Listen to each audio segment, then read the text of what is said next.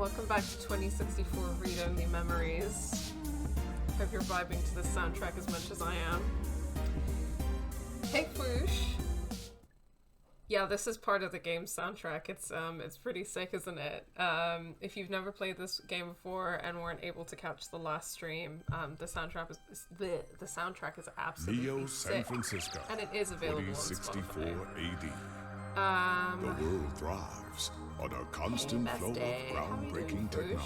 Thanks for joining the stream tonight. Cybernetic augmentation and genetic I'm modification. gonna skip the little intro thing as much as it's really great. Oh my gosh, thank you so much for the sub. You're 2 months old. Thank you so much. Whoosh, that means the world. Oh, I'm really excited to keep playing this game. I've really been vibing with it. Saves. Of course, my save slot is called Butts McButts, and my character is called Butt McButt in the brand tradition of Game Assist. Let me know what the audio levels are like. Can you hear me okay? Can you hear the game okay? Is everything balanced okay? Let me know in the chat.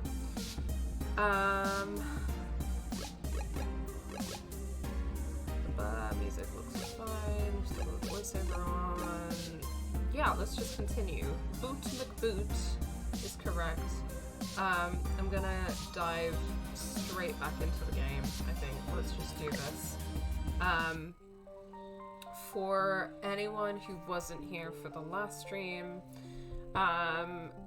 like a quick rundown of kind of the vibe of the game is that it's a visual novel point and click type game, and it's set in the future, I'm pretty sure, in the year 2064 in Neo San Francisco, because of the sci-fi trope where the name of every single city just has Neo in front of it.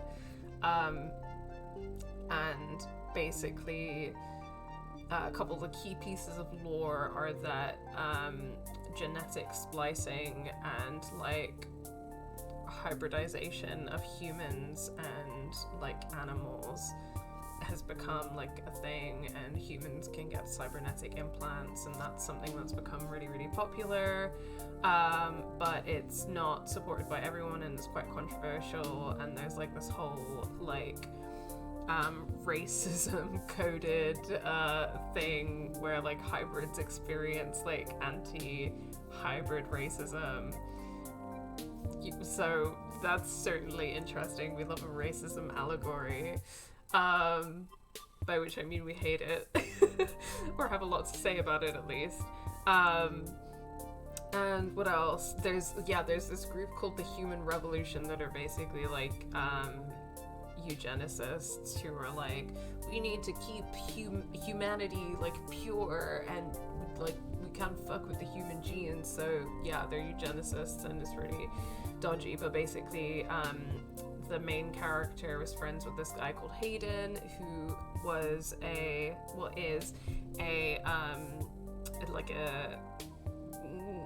engineer, I guess. I don't know what the term is.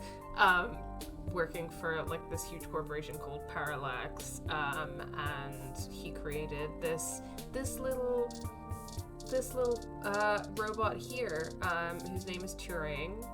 And Turing is the first like artificial intelligence, I'm pretty sure, like proper artificial intelligence or like sentient artificial intelligence in this world. And Hayden's gone missing, and we're trying to figure out what happened to Hayden. So that's the rundown of... Oh, I'm gonna sneeze, I'm so sorry.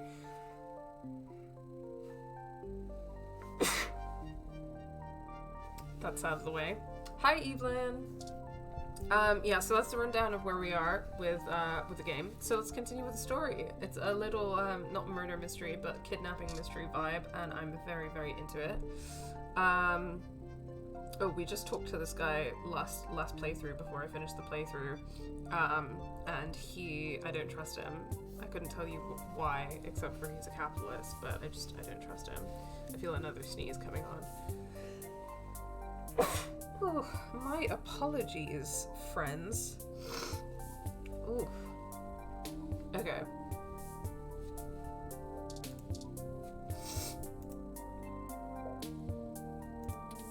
Okay.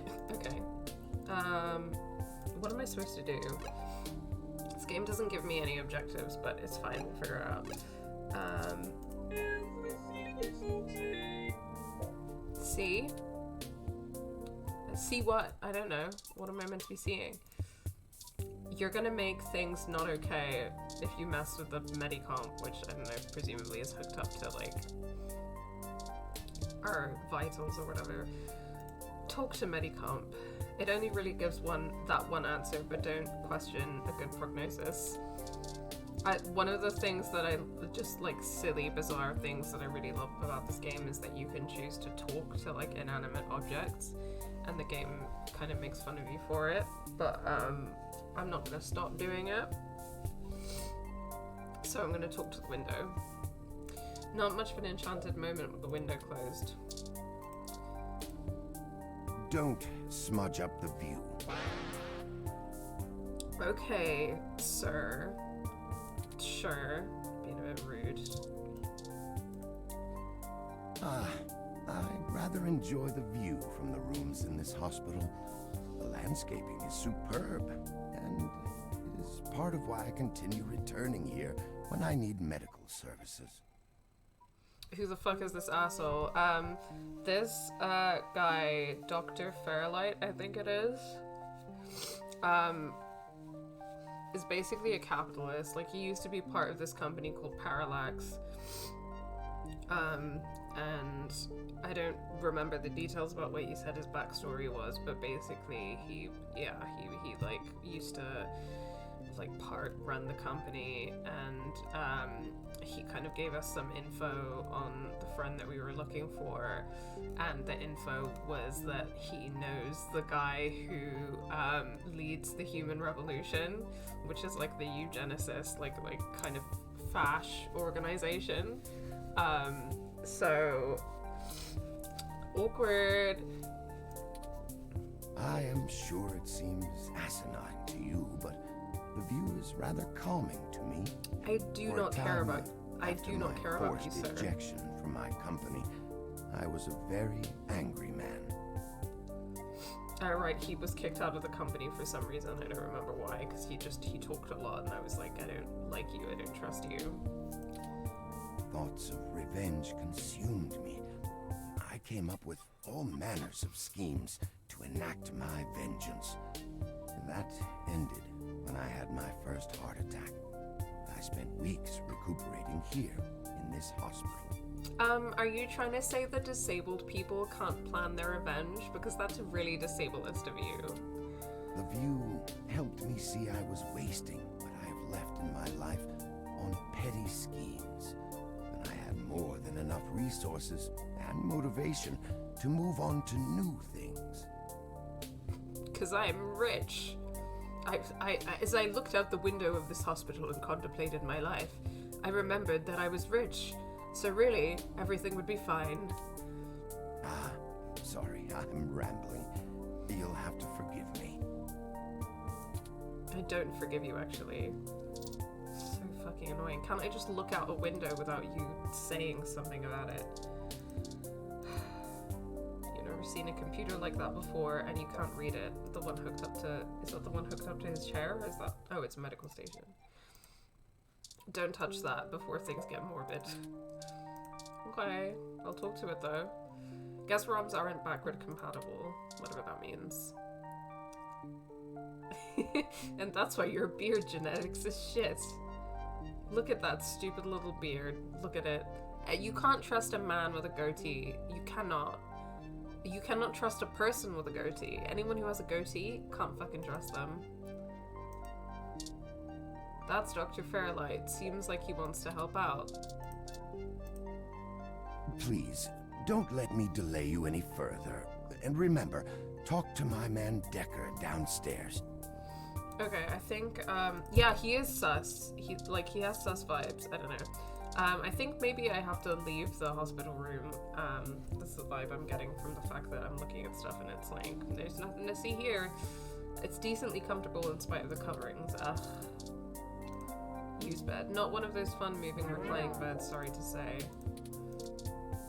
I wonder what healthcare is like in this world. Anyway, okay, let's leave the hospital room. Should I call downstairs to have you discharged? Sure, yes please. You are one lucky dog. Butt McButt. Why wouldn't you say my name, Lexi? Why wouldn't you say my name? I have a name. Why wouldn't you say it?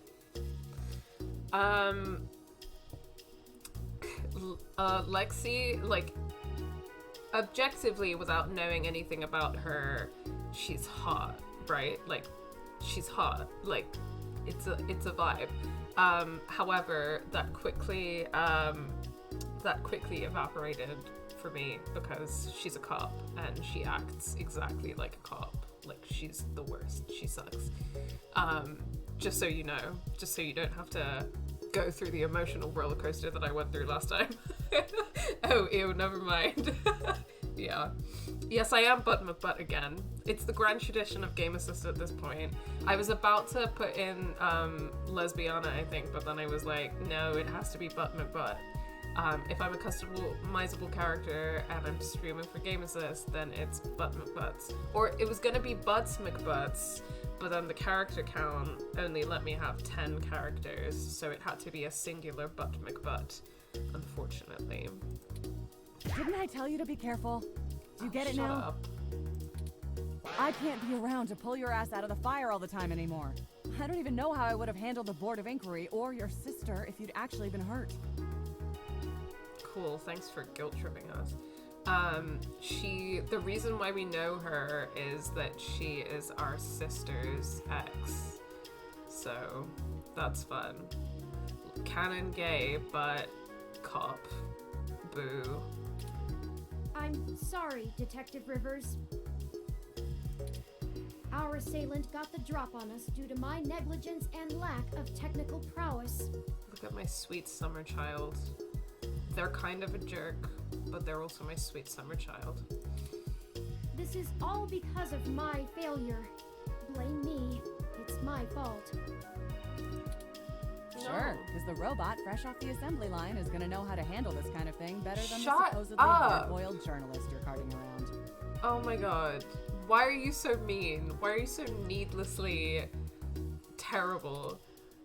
Well, to be honest, Detective Rivers, I think I'll tell you the whole truth, since my friend here trusts you. I never said that I trusted her, for the record, and I don't think that you should tell her the full truth about being an AI and so forth, but it's your prerogative, Turing, so go for it. Keep it under your hat, though, metaphorically. I am no ordinary ROM, but actually a prototype designed to be the first fully sapient machine.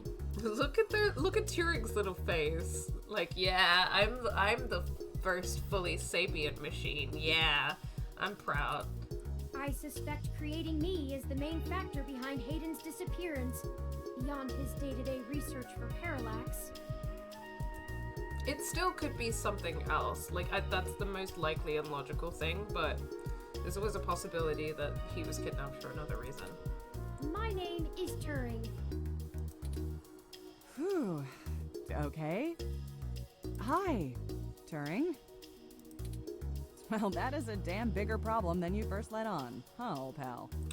Okay, don't try and be nice. Look how she's trying to be nice now. She's being like, oh, hi, Turing. Well, hi, Butt McButt, old pal. And I'm like, okay, you haven't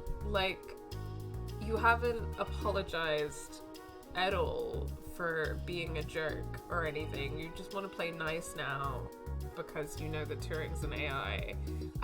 She sucks. She sucks so bad. The first machine sapient. People are gonna have things to say about that. That sounds like Beidou's voice actress, Eek, who is that? Who is that, Foosh? Gosh, the background screen. Do you mean this background? Especially the human revolution. Ugh. This is exactly what I wanted to avoid. You sure know how to get yourself dropped in the drink. The purple one, yeah, I mean, I'll try and get a nicer background at some point. So I tried to make this, the game screen, like, full screen, and I can do that, but, you know, then you can't really see the character's face there. Oh, the purple background for Lexi. Behind the... Oh, this! I see. Okay, I see what's going on now. Sorry, I'm just gonna fix that real quick. And we're good. Beidou from Genshin, but now that I listen, it's not her because, you know, that type of female character voice. But you know that type of female character voice. Yeah. I do. I totally do. Just get it together, both of you. Again, before she kind of, you know, made her personality apparent and also, you know, she's a cop, I was like, she's hot and her voice is hot too, but we can't have nice things. I don't want you to get hurt, and it sounds like you're stumbling into a really dangerous situation. Plus, I'm starting to think that you were right. About what? Oh, now you're starting to think that I'm right. I've been right the whole time. Someone higher up in the department is trying to delay any search into Hayden's disappearance. Right, yeah, so there's also this whole thing of, like, she was being a dickhead because, you know, there's, like we said, like, oh, you know, I think that the cops are, involved in, like, whatever is going on. But she was like, no, there aren't any dirty cops, blah, blah, blah. But, like, even so, even if there are, like, dirty cops, it's doing that whole plot line, which I really hate, where it's, you know, she's the good cop, and she's the cop that's helping, and blah, blah, blah, and then they're the bad cops and stuff like that, instead of, you know, cops are all bad, ACAB. So that's happening as well. Here's the story. Apparently, the investigations you ran into this morning were about the lock on the apartment door being reported broken by a neighbor. And that's why your jacket sucks and doesn't rest on your frame. Yeah, look at these, like, I love a shoulder pad moment. I love a shoulder pad moment. Shoulder pads are high fashion. But these, like, circular... What? Like, what? What is that? It sucks. It's bad. It's bad. Orb. The building couldn't Why? reach Hayden, so they went ahead and got it fixed on their own, but the NSFPD sent a bot to check things out and guard the place for a while afterward, right? Standard procedure, treating it as a break-in. Have someone there for when Hayden shows up. Obviously, you and I know there's a bigger story. But when I filled out the missing person report, I was informed in no uncertain terms that I am to wait an entire 48 hours before I can upgrade the existing case. Oh. That's not a shoulder pad, that's a shoulder orb for pondering. Yeah, for pondering why her girlfriend dumped her. Gee, I wonder why. She has such a wonderful personality. You're not Samus, you can't do shoulder orbs. Only Samus can do shoulder orbs. Why?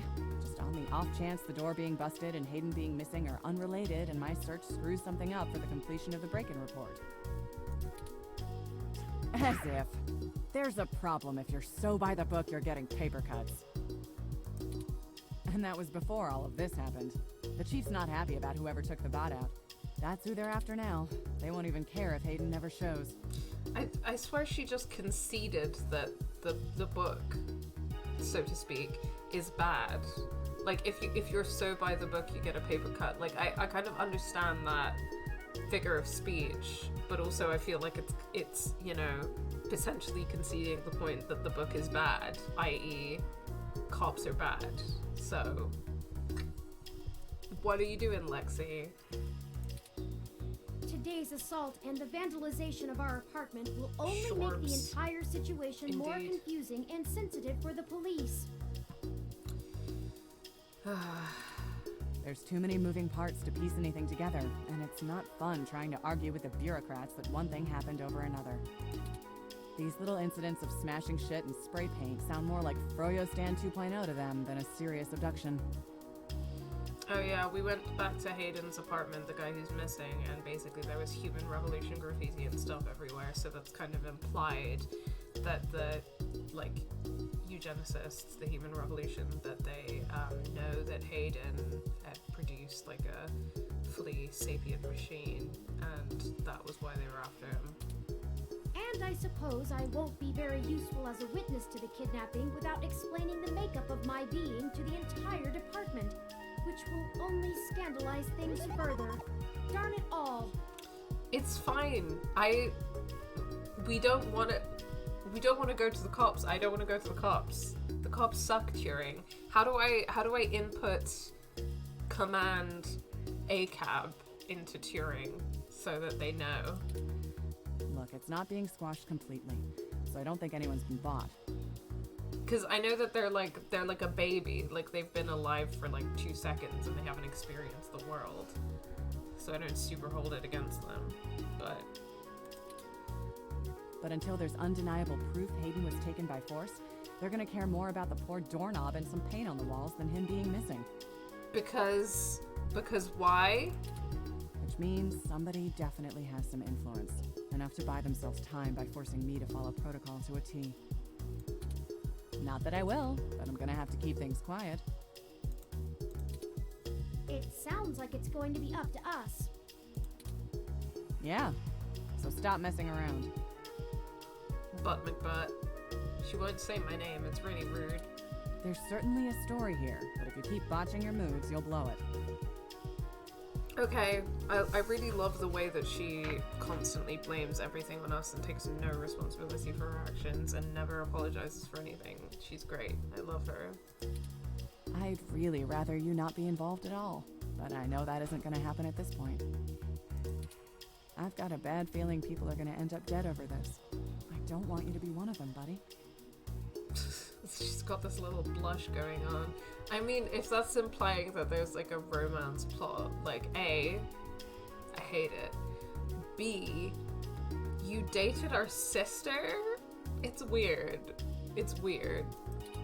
And I really don't want to be the one making that call to your sister. Please.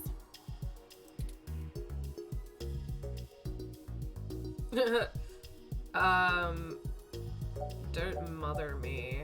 I mean, a part of me just wants to be a dick to her, but I should probably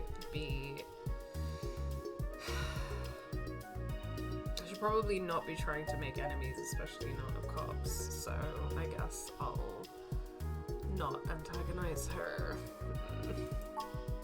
Yeah, I know. Just here. Zapper added to items. What is that? A future gun? Take this. Use it if you have to. It is a future gun. Is this the same thing we got hit with? It's not. This is a medium-range electrolaser pistol. It uses a low-power laser to create a channel of ionized gas to complete a circuit between the gun and the target, then discharges a considerable amount of current into the air. Huh. Think of it as a wireless taser of the older variety. Oh, okay. So it couldn't... What, could it not kill anyone? This is a more suitable personal defense weapon, and it is legal to carry in the OSF without a license. Well, because it's basically a taser, right? Like, it couldn't kill anyone. Why are we trusted with a gun? Yeah, I think that they're implying that, like, it couldn't kill anyone. The neural scrambler we were attacked with uses a powerful electromagnetic field to disrupt electrical signals in the target's nervous system. Yeah, it seems like it's a taser. That's far more dangerous and prone to be permanently damaging to the target. You got lucky. I told you to get a weapon, but you didn't, so I picked it up on the way here. When did you tell me to get a weapon? You were also telling me not to do any of this, and also that I was, like, making shit up. Like, God. Gaslight, gatekeep, girl boss, am I right? Me either. But. I'll be in touch say if it I every find time anything she out, doesn't but say don't it. hold your breath. My superiors are gonna keep leaning on me to do nothing. Back to the grind, I guess. See ya. Stay safe. Thank you for your time, Detective Rivers. Fuck off cop is right. You should talk to the receptionist and formally check out before we go anywhere. We should also look for Dr. Fairlight's assistant, Mr. Decker. He should be somewhere around. Okie dokie. Weapon is never the answer, but okay, Fed McCop. So true. I mean, I feel like a taser isn't too bad, at least. Like, I was like, whoa, is she giving me a gun? But yeah, very, very cop to be like, weaponry, violence, Second Amendment they have a rights. Hassie machine. The Hassie is like a brand, I think, in this world, and there's like that little jingle that plays every time you click on Hassie. I love it. I've read that a lot of people have switched over from their favorite colas and energy drinks to just Hassie. Amazing. If you want a Hassie, you have to pay using Lips Pay linked to your ID card. I don't want to spend money, but... Oh, wait, no, can I get a Hassie? Use an item on Hassie, so I can use my, super spoiled milk. Gross. Just so that you know, in the first scene, you could pick up spoiled milk from the fridge. And I was like, I don't know what purpose this serves, but I just want to know if the spoiled milk comes into play at any point. So I'm just carrying spoiled milk around with me. Medium range electro laser pistol. Okay, let's get a Hassie. You pick up a winter fresh Hassie and drink it. I kind of want to know what this is like. You feel recovered. Okay. Very good. Isn't Hassie the best? I mean, sure, but like, are they paying you? Plant. You're reminded of your much less healthy plant at home. Mysterious man. A young man stands alone in a casual pose. Resting woman. Sitting around and waiting in the hospital is no one's favorite pastime. True that. I really don't enjoy hospitals. Cleaning Rom. It's a Roomba. A cute little cleaner Rom scrubbing the floors. You pat the tiny Rom on the head. It bleeps cheerfully. Aw, cutie. Talk to cleaning Rom. This Rom isn't made for conversation. It just warbles at you. Well, I love you anyway. Receptionist Rom. Screen. Desk. Let's look at this cursed screen. A screen showing hospital information and city updates. Okay, nothing more than that. These receptionist ROMs are here to help check people in and answer questions about guests who stay here. Stop! You aren't sterile. Don't touch the receptionist ROM. Patient? Patient Bud McButt. My records indicate that you have been admitted for possible cranial trauma. True. You should currently be in your assigned bed resting. While I am truly delighted to see that you have regained consciousness, I must insist that you return to your room to be examined by a medical professional immediately.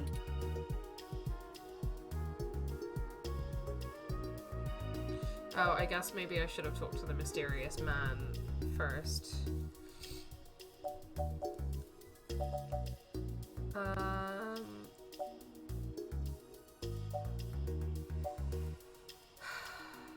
No need, accidentally zapped myself with my own stunner. An accidental discharge of a weapon is a serious event. I must insist that you remain for treatment. Even non-lethal stunners can leave much lasting neurological damage.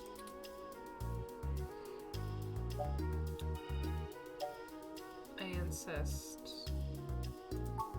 Very well.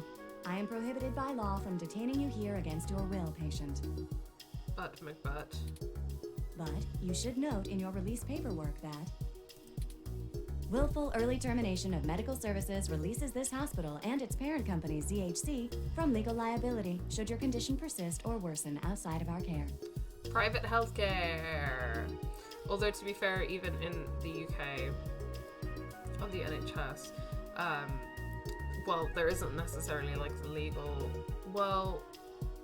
like legal liability doesn't have the same like implications on private companies and on the NHS, I would say. But like I've definitely had times where I've been like, can you please discharge me from the hospital? And they've been like, well, we don't recommend you being discharged, but if you want to be discharged, then we'll have to make a note of the fact that you were discharged against a recommendation. Additionally, all test and medical data from your visit will be shared with our standard partners to help improve our services and offerings and to keep it. I am further required to inform you that this visit has expended the last of your year's governmentally mandated healthcare credits.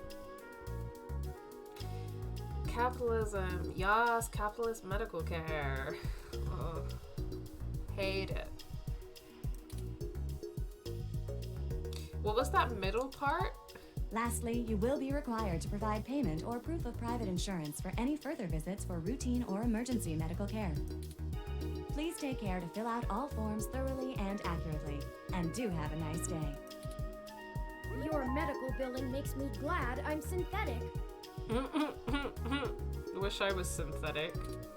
You should look for more paying journalism work before you get shot again. Thank you, Turing. That's really helpful, buddy. Thank you so much, Turing. Before we leave, we should look for Dr. Fairlight's assistant, Leon Decker. Yeah, I'm pretty sure this is Decker, but let's talk to the resting woman first. I'm waiting here for my husband. Okay. You do you, girl. Turing. Yeah, they keep saying stuff like that. They keep saying stuff like that I don't think that they intend to be like catty or whatever, but it comes across that way. But it's interesting because I was kind of briefly talking about in the last stream how Turing, there were some things where they were like, I do understand that there is a social contract, and I understand certain aspects of the social contract. For example, not randomly going around and murdering everyone to get what you want.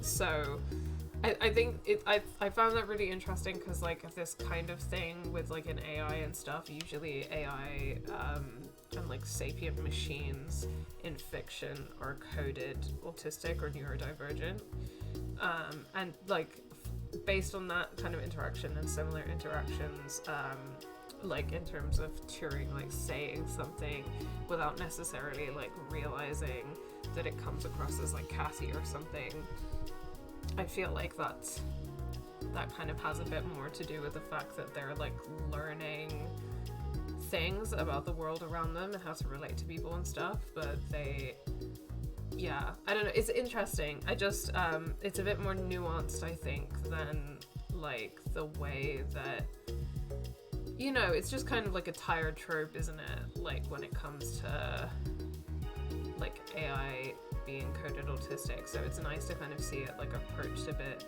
differently. And I do want to validate as well, obviously, that a lot of people, like autistic and neurodivergent people, feel really like validated and stuff by like headcanons around AI being autistic, and I don't want to invalidate that at all. But it's kind of like the thing with like the non-binary alien trope, right? Of like it being a double-edged sword in terms of like you can really enjoy that and relate to that, but at the same time it persists the dehumanization of non-binary people and of like autistic and neurodivergent people. So yeah.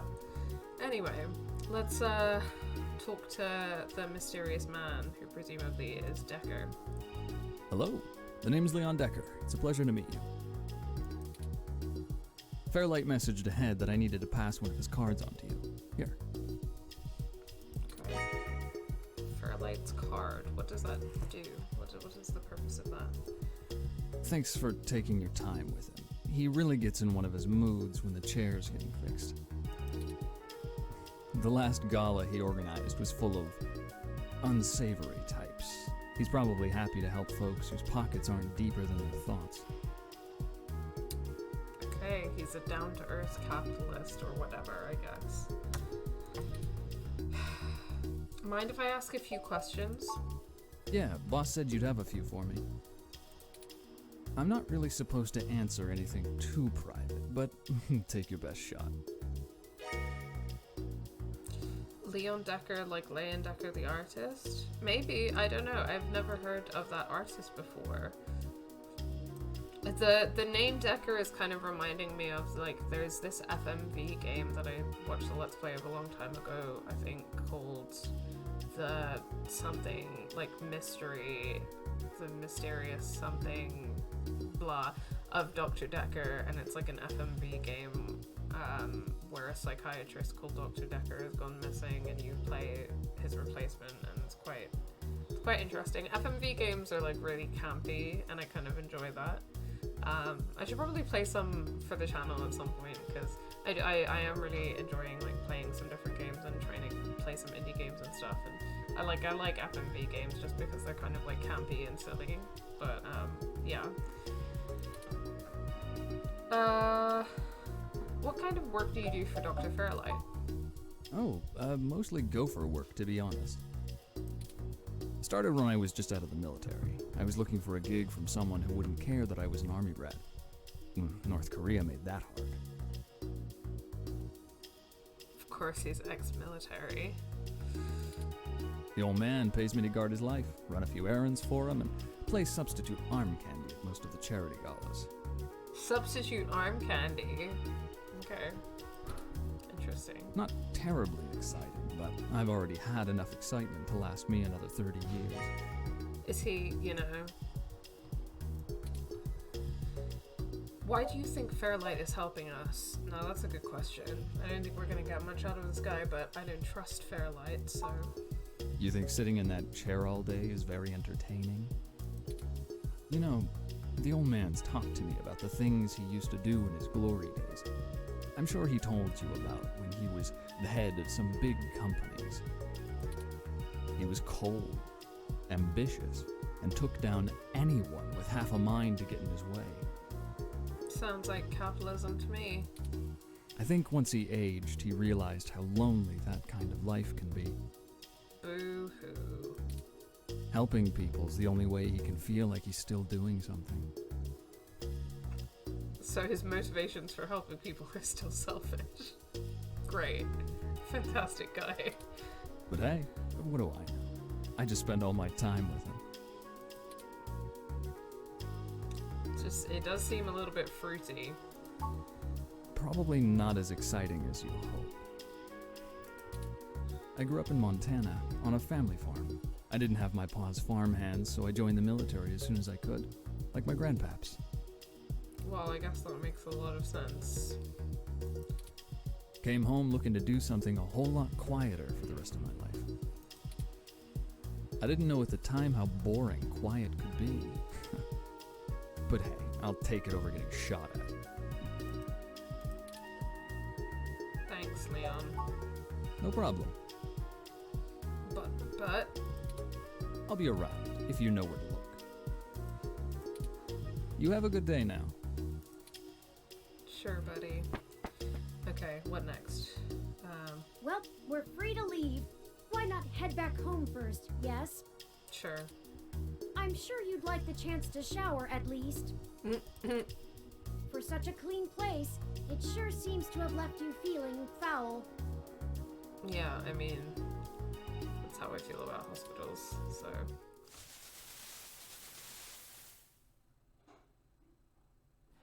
Physically, mentally, and journalistically refreshed. Wow, what does that feel like? You look good. If you're feeling up for it, we should go find Tomcat and tell them about what happened.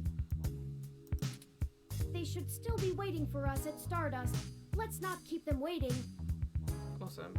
How can I be expected to take a shower in this place when the sink is still like this? I know that they're not directly related, but it makes me worry about the shower situation. Oh, by the way, while you were showering, I was able to replant your Crassula ovata.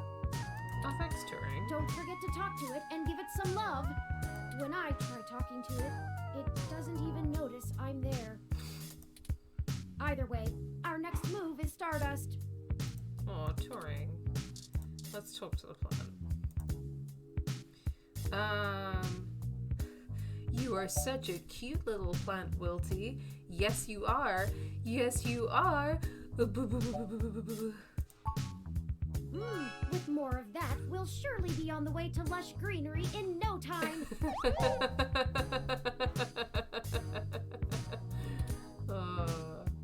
That's how I talk to my cat. This action will have consequences, probably. Is that a reference? Is that a reference to Life is Strange? What year did this game come out? Because that could very highly possibly be a reference to Life is Strange. Anyway. Yeah, Evelyn, same. Also shook. You're home within your home, nothing like curling up under blankets and escaping away for a while. Maybe it would feel less silly talking to this if it had a portrait printed on the sheets. Talking to the bed, that is. Still not fixed. Wakefield remains more reliable than the actual maintenance request. Yeah, the window is broken.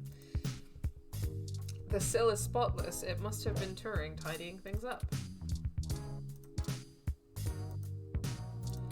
Despite the smell, keep the window open. Better to have gross air than no air. Besides, the window's broken. Stack of papers. They're all blank, ready for your genius. Can we fix the sink? I'm really stressed about the sink, actually.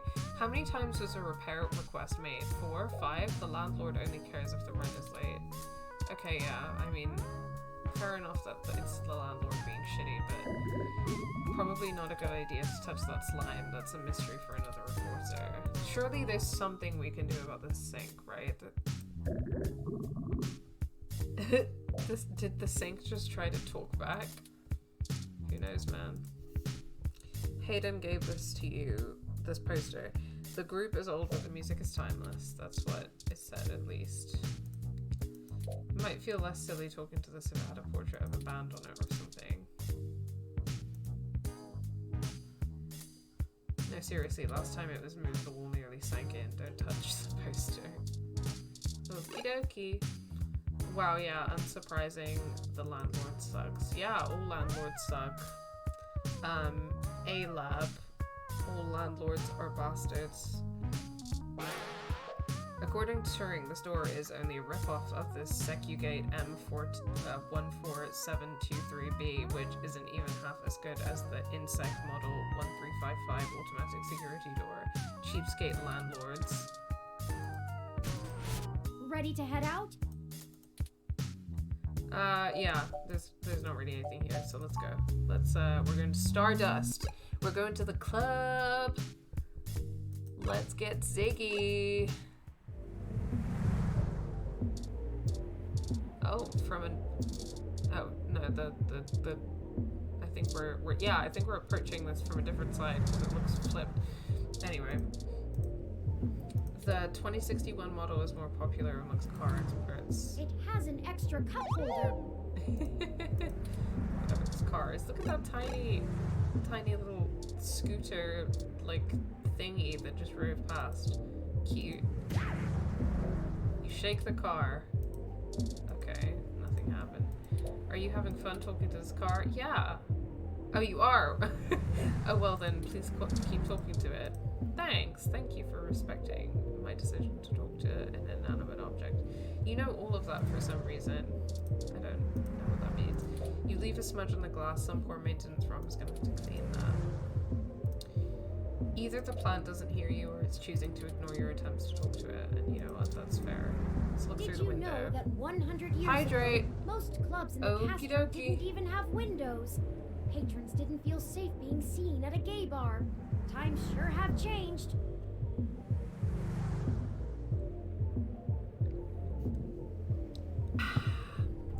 Refreshed. Most clubs in the Castro didn't even have windows. Patrons didn't feel safe being seen at a gay bar. Times sure have changed. That's interesting. I mean, yeah. So, Stardust is a gay bar then, I guess. It definitely had the energy of a gay bar. Like, last time I came in here, it sold the first person I saw, I was like, gay. And then we went in and everyone was gay. So it checks out. The bouncer for Stardust seems almost pensive as he watches the street, pausing every now and then to take a drag from his vaporizer. I don't think touching him will get us anywhere. I know, I just want to click the things touring. You coming in? Yeah, sure. Let's go inside. Other clubs come and go, but Stardust is forever. It's because being gay is forever. The gay agenda is forever. The door to Stardust is inviting. It looks packed. Oh no. Wait, these partying silhouettes are just painted on the windows. Stardust is such a slay name. Welcome to Stardust. Thanks, buddy. Yeah, this was Majid, who's Pakistani, by the way. But, like, look at him. Like, look at him. And I came in, and he was the first person that I saw, and I was like, yeah, that seems kind of fruity. Bearish bartender. Okay. Okay, we got some representation. That sure is one chair there. Sure is. You're not here to relax. Okay, fine. The poster features a stoic-looking naked man painted all in red. That's all on the poster. Don't steal that poster. That would be illegal and also rude. Fair enough.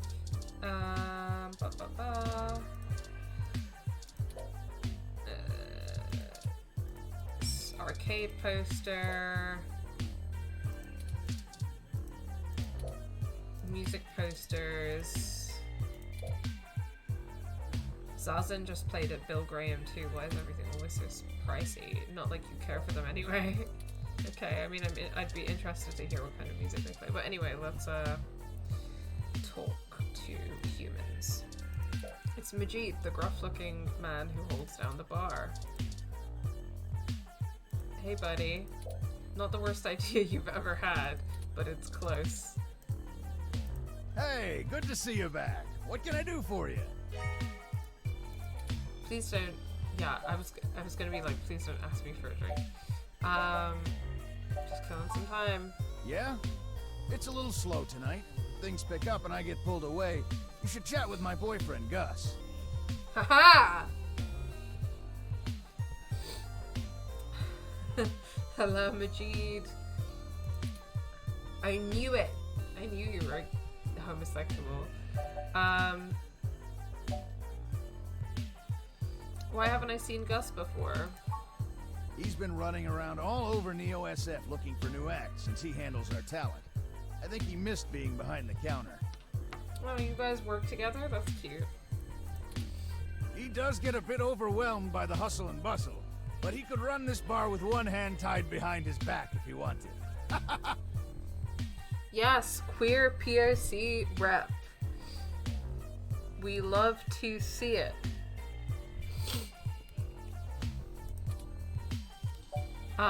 So you tend the bar without knowing all the drinks? That's what a ROM is for. I'm a people person, and that's what matters, right? I can just look up all that other stuff. Huh, well, I'll leave you to it then. Sure thing. Don't be a stranger. Let's talk to your boyfriend. I knew you were a homosexual. You say to the most bearish homosexualist character to be created. OMG, what gave it away? Look. Look, I didn't ask to be read for filth this evening. It's Gus, Majid's partner and the other bartender at Stardust. He's big and bearish with a hairy chest and an oafish laugh. Good for him. He seems cute. Sorry, I don't think we've met before. I'm Gus. Hi, Gus. You have a really cool ROM. How's Stardust treating you?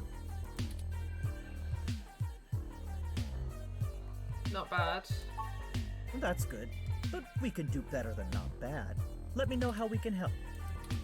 Majid may not have a memory for mixed drinks, but he loves listening to his patrons' problems. That's what a bartender is for. It's such a weird trope that, you know, the like trope in media that bartenders are supposed to like listen to your problems and shit, especially if you're like disgustingly like drunk and just spilling your heart out to them. And like, actually no, that isn't in the job description, and actually we shouldn't be expecting bartenders to be people's therapists, because that's not what they're paid for, and it's just not really fair in my opinion. But you know, hey ho, I guess. Sorry, I was just moving some things around. You'll have to let me or him know if you need any help. We try to run a tight ship around here.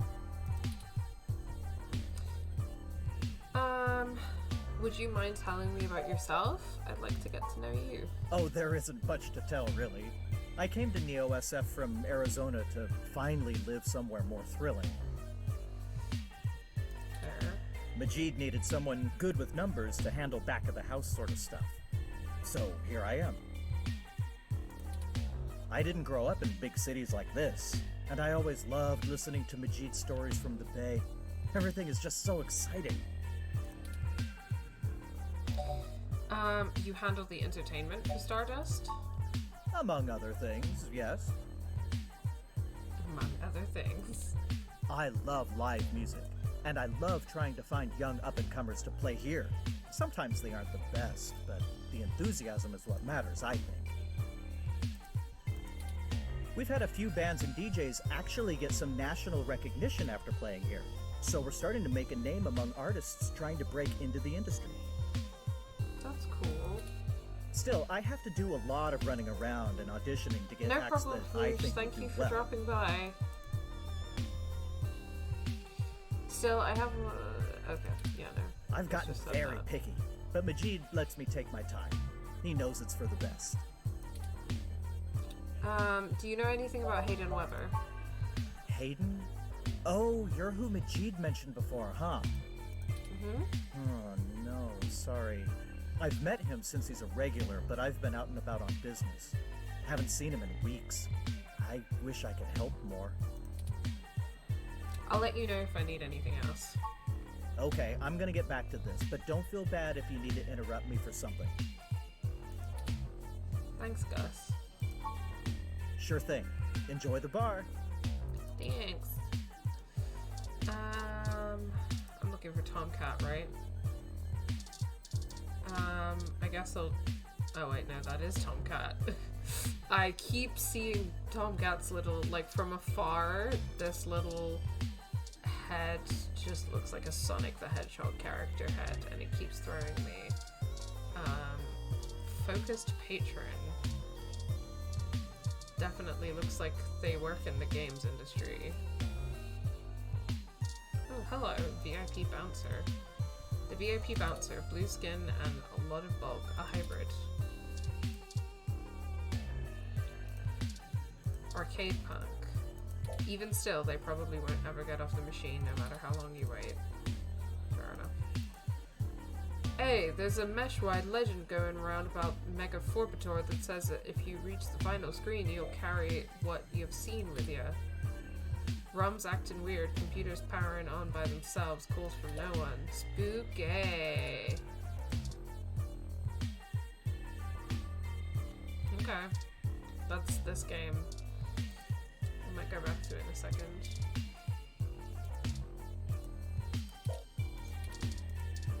Share. These fancy tables have little touch screens. Okay, let's talk to the focused patron. The trace amount of liquid left in their glass suggests the person was drinking. Ingredients and ratios, whatever that means. Drink. The trace amount of liquid left in their glass suggests the person was drinking. Don't bug people, please. Sure, yeah. I just keep wanting to click on all the stuff, even if I objectively know that touching a person without their consent is a bad idea. I'm very sorry. Haven't I seen you at my tattoo parlor before? Maybe. Oh, you're a tattoo artist? Yeah, that checks out. I feel like you probably see more tattoos on them, but... Okay, let's talk to Tomcat. There's Tomcat in the right place at the right time. Hey, y'all! How goes the search?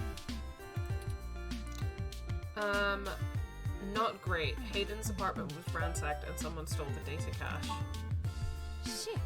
Well, I can't say I saw that one coming. I figured that they'd nab anything they needed the first time they hit the place. Huh. Any ideas who it could have been? The walls had been spray painted with many grotesque human revolution slogans.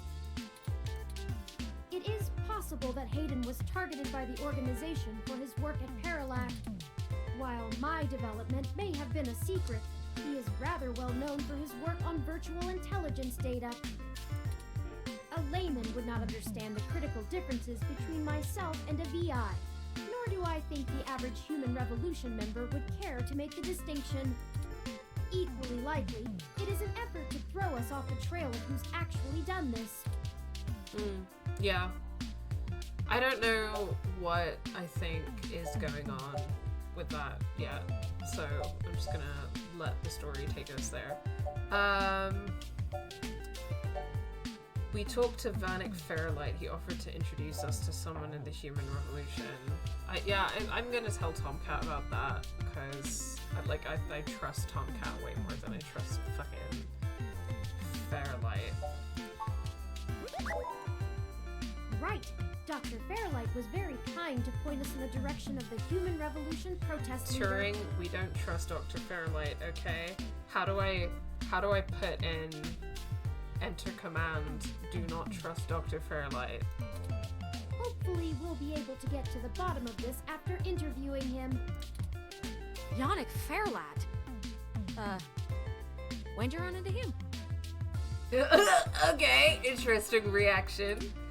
Oh, we were ambushed at the apartment and got hit with some kind of neural stunner. What? Are y'all okay? Oh, yes, oh indeed. Yes, we made it to the You nearby know hospital, something. and Dr. Fairlight happened to be occupying the same room we were placed in.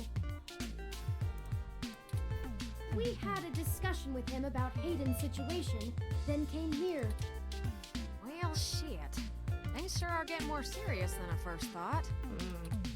Y'all need to keep a sharp eye out. Being attacked means the bastards know you're looking now. Yeah, but what do you know about Dr. Fairlight, Tomcat? I'm confident in our ability to push on. Thank you for that being the only option. What do you know about Dr. Fairlight, Tomcat? Almost exactly my words. I can't say I know much about the man. Fairlight always was a bit of a shut-in, even back when he ran System 1, his old company. He didn't make any more public appearances after the merger between them and Parallax, but he was still working with them for 6 or so years past that. Nowadays, he shows up in the news once in a blue moon for some charity thing or another. But, well, it's all just rumor, but I've heard he holds a grudge about it hotter than the Clantons after the Earps. I'd take care to look this particular horse in the mouth real close if I was you. Yeah, well, I think that, okay, yeah, no, I was a bit like, okay, Tomcat, but that seems to check out to me, and I feel like I trust Tomcat more than Dr. Fairlight for sure, so fair enough, we'll be careful of him. Good. Now to lighten the mood. While y'all were chasing your tails, I managed to find a way into the Parallax Network. Awesome. Once I'm in, I should be able to dig out Hayden's personal info file easily enough, including anything related to him on all security clearance levels. Awesome. If Parallax has anything on Hayden's situation, it'll be in there. Fantastic, Tomcat. I knew Hayden's faith in you was not misplaced. How long do you think it will take you? Well, that's where the rubber meets the road. Okay. I've never heard that in my life, where the rubber meets the road. Parallax actually has considerably better net security than the last time I cracked in. The last time I cracked in. I'm gonna just do need it just for physical fun, access. you know. Oh, okay. I've got a good idea where a node for us to slice into is, but it ain't exactly Okay, we're gonna get physical access to Parallax. Okay, I love a good, like, a heist hacking into a corporation. That's cool. In fact, I'm here for police have that. basically wrote it Casually off as a lost hacking. cause. Not enough profit in it. Tomcat knows what's up. Tomcat's like, cops are just a tool of the capitalist carceral state. True. I know Jess has some contacts in that area. Base Tomcat. Woke Tomcat. She's that girl that chewed you a new rear when y'all first came here. Yeah, it's a tough sale, but she might be able to help y'all get in and out of that part of the city without ending up in a parts bin at an organ shop. Fingers crossed. Ooh, interesting. Profit. It's really gone to shit since the police privatized. I mean, I don't enjoy the implication around that. Again, the implication around that is that, like, the police are now bad because they've been privatized, not, like, police bad, cops inherently bad, inherently in service of the carceral state. But that's interesting, so I might choose it. Yeah, I think I'm gonna go for that one. Hey, we ain't got it that bad. I mean, at least our police force owns its own self. I hear down in San Jose, the richer neighborhoods have actually started hiring the gangs to protect their places. When even the rich folks can't get good police work, it's a sad state for everyone else. Okay. Yeah, sure. And the less said about LA, the better. Why does Jess have contacts in that part of town? You might not be able to tell, considering her viper's tongue and penchant for hitting the clubs harder than she's got any right to, but Jess is actually an attorney. Oh, wow. She specializes in defending people in violation of the Human Protection Act and does almost all of her work pro bono. I wonder what the Human Protection Act is. That's probably something around hybrids, right? That's earned her a whole gaggle of pals amongst the hybrid community around here, as you might imagine. Ain't no one gonna cross her in that part of town. Very interesting. Excited to Black talk to market Jess. hybridization ain't exactly HPA compliant, if you catch my drift. And none of them ever know when they might need her to defend them in court. Black market hybridization. Okay, that's interesting. So this implies that there's hybridization that's above board, like legal, and then there's illegal hybridization. And I wonder why that is, like, part of the thing, part of what I would assume is financial cost. Like, I guess that hybridization is something that you have to pay for.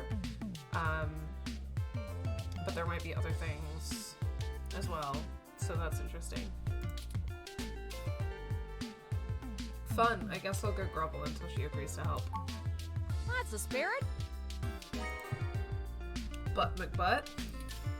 I need a little time to get all my tools together to slice into Parallax's network, but y'all keep me updated. Maybe y'all get lucky and find that data cache too. Y'all'll get lucky. I mean, I get it, but also... Y'all'll is so powerful, truly. Bouldering is good. And we definitely need to go again sometime. Whew. Okay. I mean, I tweeted about this, but when I was bouldering today, an older Asian woman, like, came over and gave me some advice and told me that I looked strong on the wall, and I was like, this is the best thing that's ever happened to me. But I ain't gonna count on it. Jess is still hanging around here at Stardust, but I saw her head over to the VIP room. It's hybrid night, and she's a popular gal. It's hybrid Just night. Please remember to play nice, or her friends will thump you something fierce. What does that mean? I'll send Jess a message letting her know that y'all are looking for some assistance, and we'll see what happens. Okay. See you later. Sure thing, huh? I've got to head on out of here and get started on setting up the run. Just have turn, let me know when y'all are ready. Awesome. Yeah, no, I do vibe with Tomcat. Oh, I see Jess over there behind some ropes. Oh, in the VIP section. Let's go over and say hi to her. Yeah, I had a feeling that the VIP section thing was going to come into play, so we're going to have to figure out how to... Oh, no, are we fine? Oh, We're in? hell no. We're in? Look, I'm really trying to have a good time today, and the Human Revolution crud muffins have made that very hard for me. And your interrogation this morning took a bad day to worse. I didn't interrogate you. She honestly... Basically, like, the last time we talked to her, like, I didn't say anything, I literally didn't say anything about anything except I'm looking for my friend Hayden. And, she just was like, you have something to say about me being a hybrid? I don't have to deal with your guilt and blah, blah, blah, blah, blah. And I was like, it felt like a bit of a, convoluted, like, thing around like white guilt and stuff like that, but it was like completely unnecessary and weird. So, and yeah, I don't know why. I mean, I know why she's like this, I guess, but I don't know how I feel about the whole thing, and I don't feel like super about the like racism allegory anyway, so.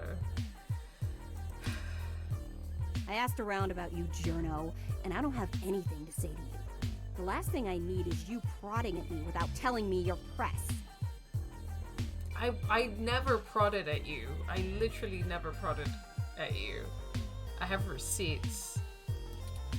Besides, the VIP section is only for hybrids and friends on hybrid night, and no way am I vouching for you. Hey, bouncer! We got a capital A asshole over here! I haven't said anything. I did not say a single thing. She is just like this. Let's go.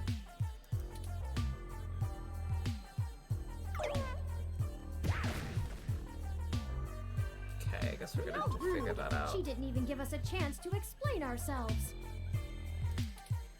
We have to get back in there and try to be reasonable. Surely she will see the importance of our task once we've explained everything. But that bouncer probably won't let us back in. Perhaps we should try befriending someone nearby and convince them to vouch for us? Yeah? Okay, sure. Seems like a good idea. It's a statistical long shot, but the worst case scenario shouldn't leave an excessive amount of physical damage. Okay, I mean, I don't want to like look at people and make assumptions about them, but hybrids, distant patron, focused patron, or distracted patron. Okay, I mean, if these are our two choices, then obviously I'm talking to them. I mean, look at them. Hi. A tired person that appears to be lost in thought. Hello. Oh, hi. Sorry, I don't really feel like talking. It's been a long day. Maybe after I have a few drinks in me. Maybe I'll get something bitter. Okay, I'm gonna get them a drink. Hey, Majid. Hey, good to see you back. What can I do for you? I'm gonna order a drink. What are you having? Something bitter. Okay, so let's look for something that sounds bitter and then go from there. And then, like, when you click one of these, he tells you all the ingredients. So, I'm gonna ask about Persian June. What's in Persian June?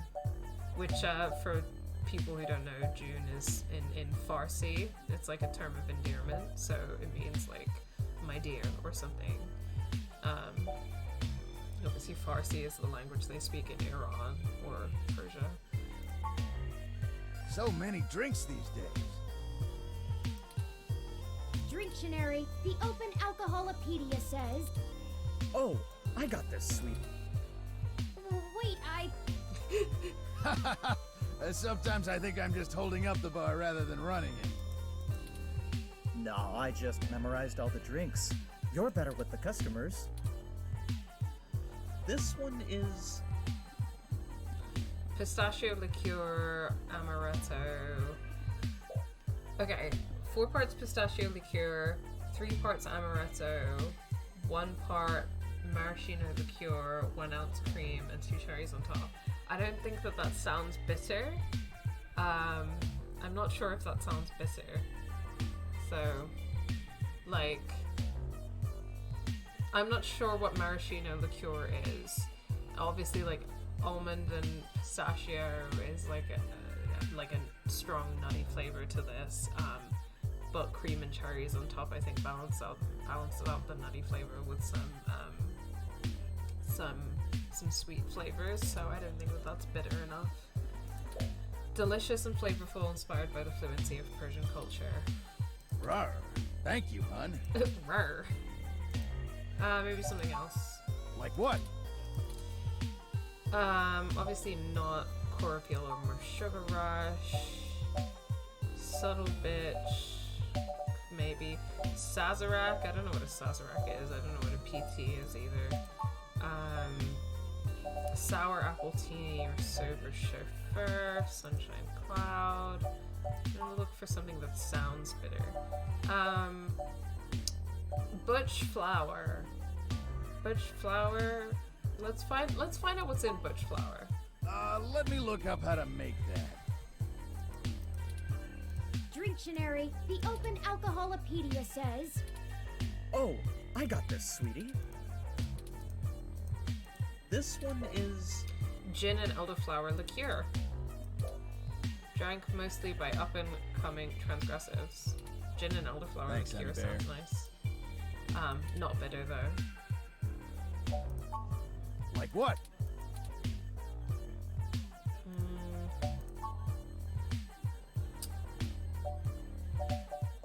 7 minutes. What's bitter? Looking for something bitter, man. Power play. So many drinks. Dictionary, the Open... Oh, I got... This one is... A mild, long-lasting beer intended for a slow buzz inside a fancy cup. The side of the glass is an LED screen with a fun digital game. Take a drink every time you beat a level. That's fun. Thanks, son. Like what? I'm looking for something bitter.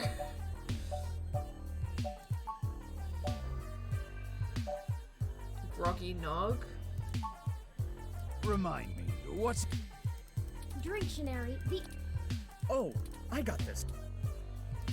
This one is... Eggnog with a lot of bits of brandy inside. 'Tis the season and lots of us need to get through the holidays.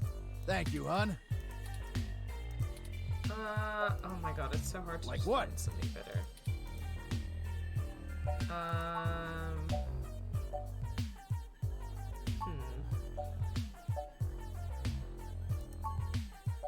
God, there's so many. Gut punch. So many drinks, Steve. Dictionary, the open alcohol.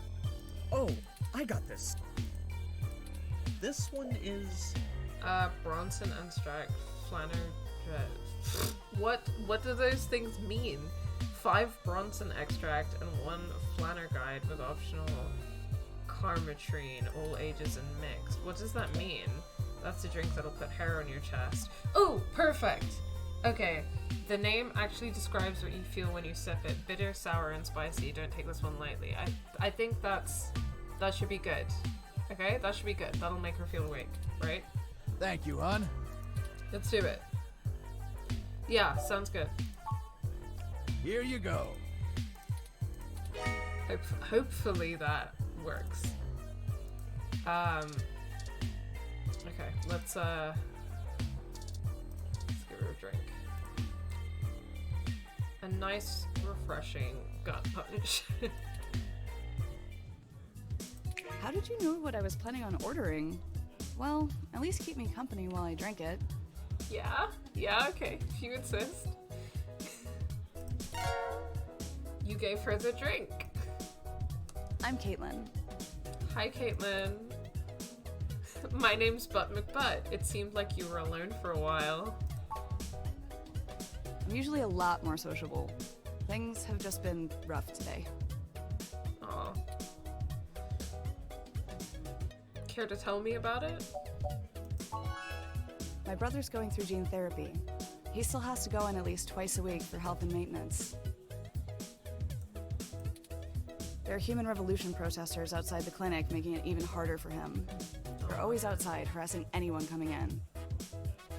Yeah, that definitely adds another element to the allegory, because that's like,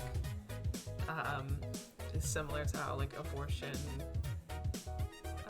like anti-abortion activists like camp outside clinics and stuff like that. Protest outside clinics. It's exhausting.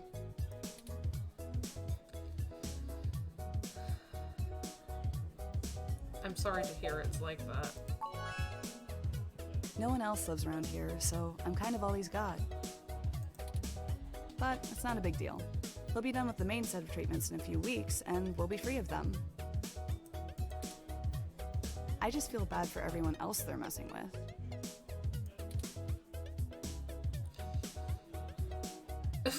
One of the sacrifices we make for free speech. He's lucky to have you. Aw, thanks a lot. I'm lucky to have him.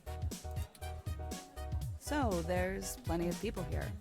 What made you want to talk with me? You're cute.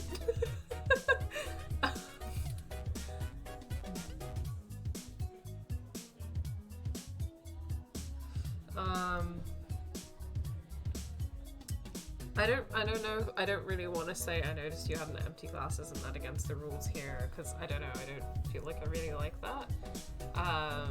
But I also don't know how I feel about no one should be that bummed at Stardust and I had this drink. But I think because like that bummed, the framing is like not great, and I didn't like the idea of like. But yeah, I don't like the way it's framed. But I think the sentiment of like. You looked down and I wanted to talk to you is maybe like a slightly better sentiment. I don't know. Yeah, I'm not a fan of either as well. So, but I'm just gonna go with this one. Oh geez, this really is my favorite drink. I have to wake up early for class, but I'm at the club, so I guess I'm already too deep in.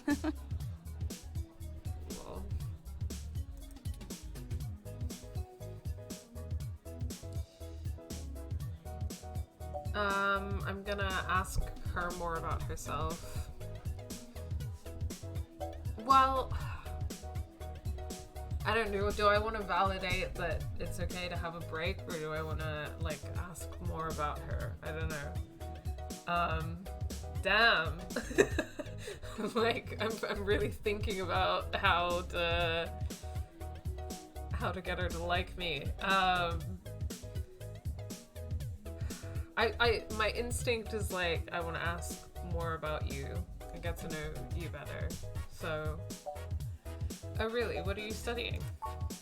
Graphic design with a focus on advertising. I even get to do some local stuff. Trying not to brag, but the Zone 3 ad on the bar is totally my doing. I have some really good client relationships locally, and there's so many interesting people too. Like you. Like me? Hey, it's been really nice talking to you, but I kind of feel like dancing now. You want to come with me to the VIP area in the back? Yes. I mean, I know that we're doing this because we're supposed to, like, get to Jess, but I'm actually just really enjoying talking to a cute girl in a gay club. I have some friends who might be over there. We can hang out with them. They'll like you. Yeah, sure. I'm gay. Great, let's go. Home of sexual... Didn't I say to beat it? Gosh, imagine talking to cute girls. Imagine in real life, not in a video game, having the confidence to talk to cute girls. Couldn't be me. We're guests of Caitlin. She said we could join her. All right. But it's on her if you can't stay out of trouble. Okay, I'll try and keep in mind that I don't want to get her in trouble because, to be honest, I genuinely don't, because she doesn't know what's going on. I feel kind of bad for, like, trying to take advantage.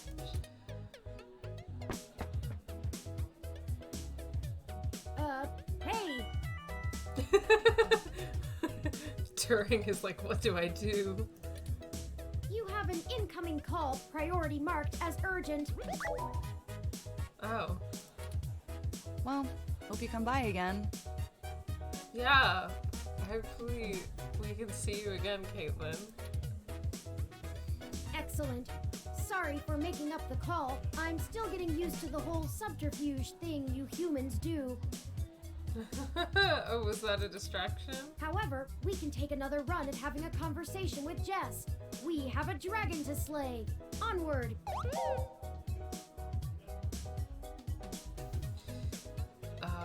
Sorry, I was just looking at a question. We have a dragon to slay. Onward! Yes, let us do this. Alright, yeah. Dancer. I think that's the same dancer from last time.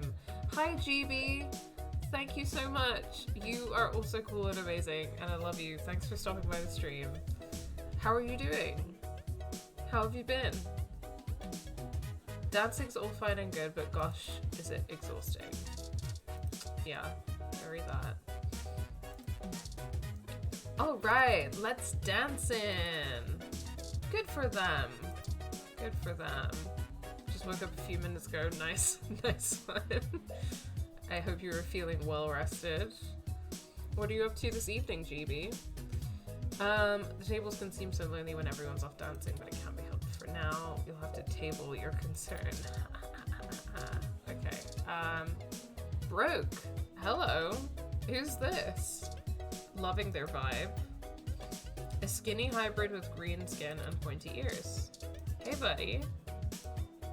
I'm ashamed to say I've gone on a few assy spike benders in my time. Sure, okay. Hi, Jess. Let's do this. And Fingers you're crossed. back. You know, as soon as I first saw you, I hoped you'd be dropped like a bad packet off the mesh net and I'd never have to see you ever again. I did nothing to her. I said nothing to her. So of course, I just got off the phone with Tomcat, actively begging me to help you out. You aren't so good at the long-term play thing, are you?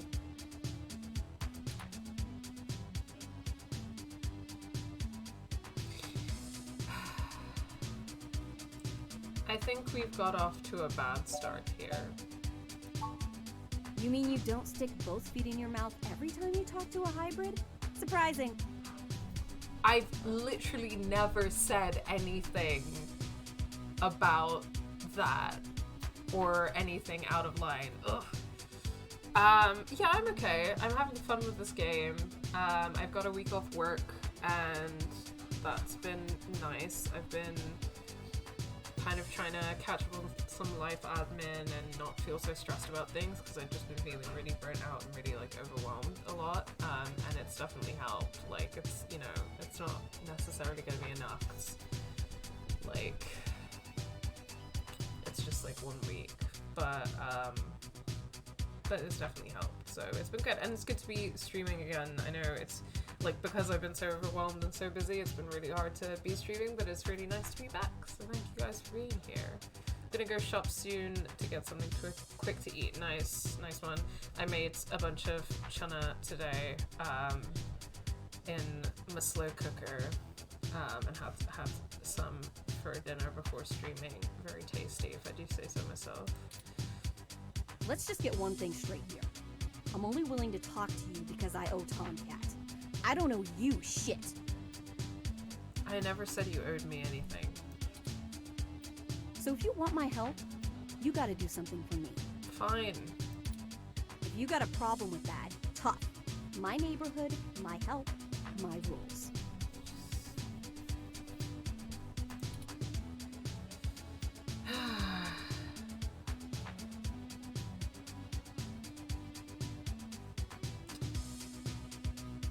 I'd be happy to help. What do you need? What I don't need is you kissing my fuzzy ass. Only people I like get to do that. I'm not buying it anyway. I need you to break up those human revolution protests. The ones at the Genus Clinic on Market Street. I'd like this handled with some stealth. Not that I expect you to know what discreet means. Then why are you asking me to do it? Like, there's just no fucking winning with you. Either way, just get it done. I got clients in the middle of treatment cycles, and this media circus is making their lives difficult. That means it's making my life difficult. Let the bastards go march somewhere else, like Washington. Not here. Well, I guess there's still a parliamentary government. I know it's not my business, but are you okay? You sound upset. I'm just great. I'm peachy. My clients get harassed and beaten on the daily. I don't have the time or money to help them all, and I have jackasses like you bothering me on my 1 day off. So, you gonna braid my fur, and we can talk about all our problems and boys we like? I don't like boys. Why would you assume that?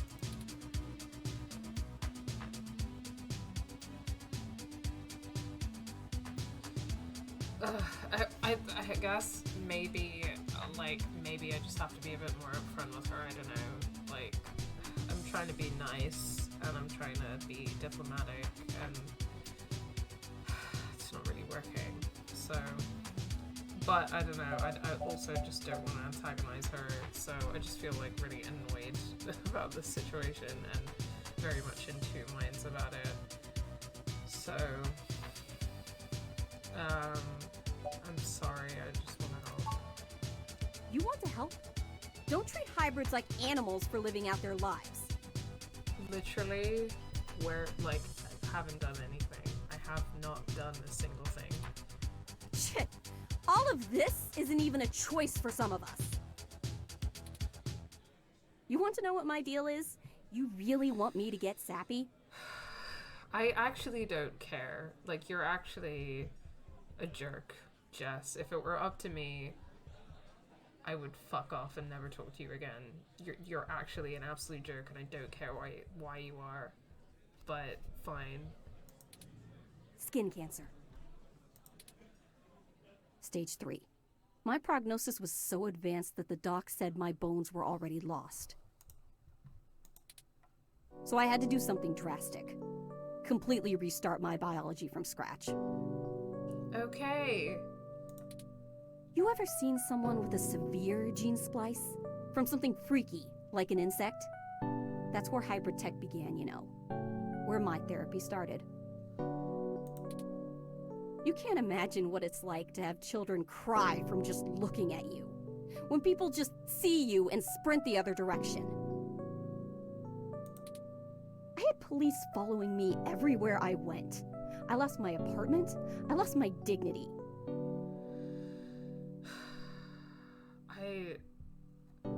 Literally all this woman has done from like the moment we met is like project on me, and like I feel so uncomfortable with the fact that she's just like telling us all of this and expecting us to like let her off the hook for being a jerk now. Like, I'm sorry that like hybrid racism exists, and I'm sorry that you've had shitty experiences and stuff, but like, could you just not randomly be a dick to me for no reason? Like, if I had genuinely said, like, if I had genuinely been a jerk to her, if I had genuinely been racist to her, then like, fine. But it's the way that this is written is not it for me, because like it's meant to be an allegory for like it's meant to be a racism allegory, right? Like the way that she's talking, like children cry when they see me, I had police profiling me, like the hybrid language and stuff is obviously like very racial, like mixed race in particular, like allegory and blah blah blah. So it's very much like a racial allegory, although the clinics thing added again like made the allegory messy, because that was like a comparison to abortion clinics, which is one of the reasons why I fucking hate like fantasy and sci-fi race allegories. But anyway, like I think I get what they're trying to do, right? But it's completely off to me, because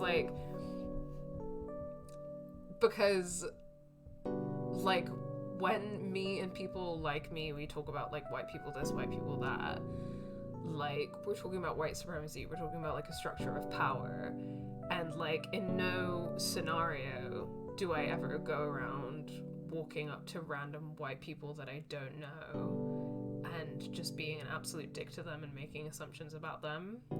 Like, in no scenario do I do that. And like, if a white person is racist to me and is a dick to me and stuff, then, you know, either I have the energy to stand my ground and call them out on it, or I don't have the energy, and that's hard. And all of that is like very real and very difficult. But like, I feel like the way that this is being framed in the game is like really reductive, and it's also like portraying something that I don't think is true. Like, I've never met a person of color who just goes around randomly being dicks, like a dick to like everyone. Like, I've just never met anyone like that. And it's just like the way that they framed it and the way that they portrayed it is like kind of annoying to me, actually. And I don't like it. So, yeah, it's bad. Slightly off topic, but seeing peeps celebrate Thanksgiving makes me weird vibes, knowing how Thanksgiving originated. Yeah, big same. I kind of, like, I'm glad it's not a thing in the UK, because Thanksgiving is a celebration of colonialism and like a framing of settler colonialism that is like a completely false narrative. So it's really gross and bad. And actually, when I lived in Canada, like in Canada they celebrate Thanksgiving. They celebrate it on a different date to US Thanksgiving, but they do celebrate it. And I just didn't want to take part, and like my family didn't do it, and I was like, I don't want to do this. But when they did stuff in school and stuff, I was like, I would not like to partake, actually, because of, you know, what this is. And it's really bad, and it's really uncomfortable, and like there were like First Nations like kids who went to our school as well. Like imagine how they felt, like having that be a thing, like let alone me. So yeah, anyway, this is kind of upsetting and really doesn't hit the mark at all for me thing. I just yeah, that's me kind of trying to unpack why I don't like this and why I find this upsetting, but we move. Eventually, I was lucky enough to qualify for the cute kitty cat cure, to override the expression of the chitin. It changed my life. I have my job and purpose because of it. The fur doesn't scare the rest of the world too much to let me exist. There's also like a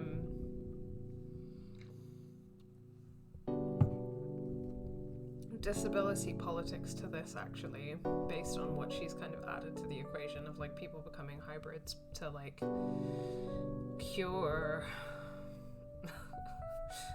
terminal illnesses. So it's just messy as fuck, isn't it? And this is why I hate allegories like this. It's like, yeah, racial oppression and disability oppression and like reproductive oppression things all mixed together, and it's just messy and incoherent, and it doesn't really serve any like useful political purpose. Better an otaku's fluffy wet dream than the monster from a horror VR drama from Japan. Okay. My mom still can't look at me straight. Not to get even mushier, but as a kid, she would sing me a song as she counted all the freckles on my face. She hasn't let that go. You know how your folks look at you when they figure out you finally had sex or did crash? It's like that. All the time. I'm sorry that happened to you. Oh, now you're sorry. You haven't even heard the worst part yet. Oh, for the love of God, I didn't ask for your life story. I can't deal with this. I actually can't deal with this. The amount of gene therapy I underwent exceeded the limit that the Human Protection Act allows for procreation.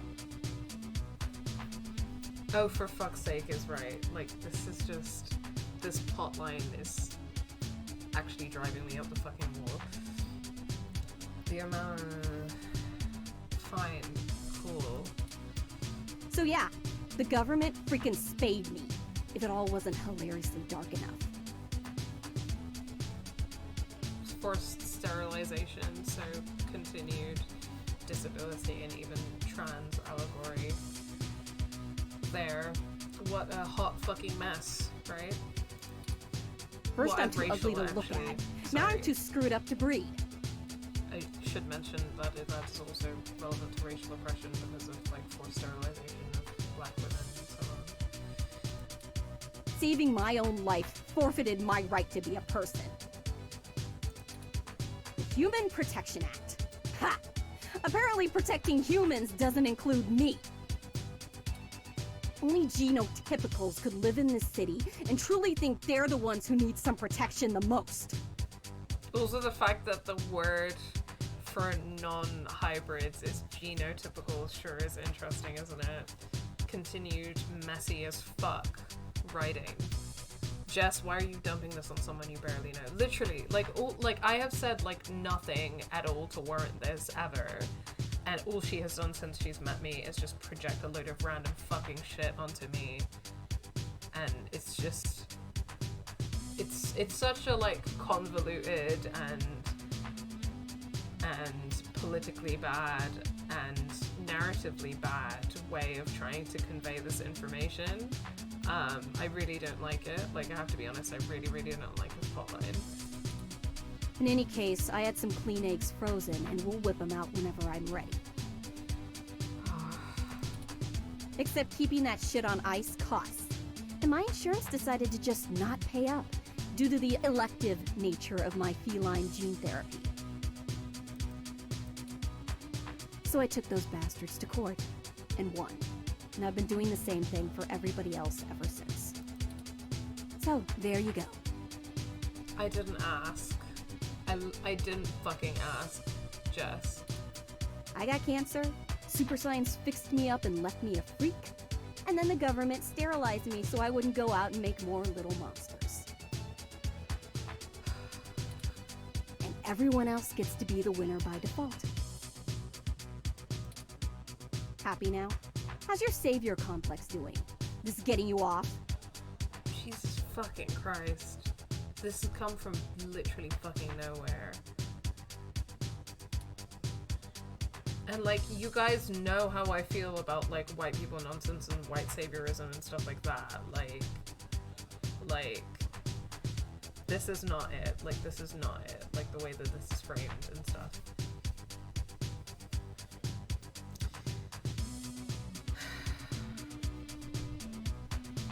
You're not dead and you're still fighting. Yeah, I am. Now show me that you're on the right side. I'll be watching. I don't really have words anymore. It's... Break up those protests, and then we'll talk. Fully, that was the most exhausting fucking interaction ever. And I was having such a great time talking to a cute girl. Alright, it sounds like we know what we need to do next. I was having such a great time talking to a cute girl, and you ruined fucking everything, Jess. Let's go to Market Street and break up those protests for Jess. I'm not doing it for Jess. I'm doing it for any other reason than Jess.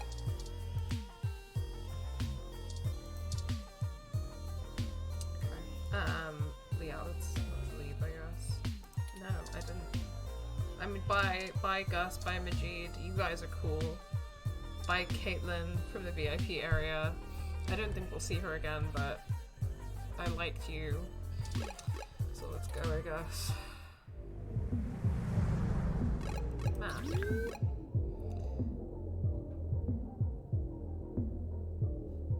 Oh, this is cool. So you hover over the thing and it shows you home, GG Park, NSFPD station, and that's where Lexi is. Market Street, that's our destination, and then hospital. So those are all the places that we've been. Yeah, let's go to Market Street. Well, there are the protesters. I have to admit that I still find the vandalism of Hayden's apartment puzzling. The protests themselves have been entirely peaceful so far. And the human revolution, regardless of the flimsy philosophical ground they stand on, are not a group known for projecting their ideology through unlawful means. Okay, Turing. The more I research them, the more I have to admit to the statistical conclusion that we're either dealing with a deceptive covert operations scenario, or less likely, a radical splinter group. Okay. The eugenicists aren't that bad because their tactics aren't always that bad. So, really, we're probably dealing with a radical splinter group of the eugenicists. Fucking hell. Still, I doubt it will hurt to ask around. Brian Mulberry is there in the center. Fairlight said he was the one to talk to, and my mesh searches confirm that he is the leader of the local chapter of the Human Revolution organization. Can't fucking wait. He's a bit player on the national scene, but he seems charismatic and camera conscious from the video clips I've reviewed. So he's basically Tommy Robinson. This is basically Tommy Robinson, the head of the English Defence League. Just a fascist group. Perhaps we could use that to our advantage? Perhaps we could. That's him. That's our charismatic fascist.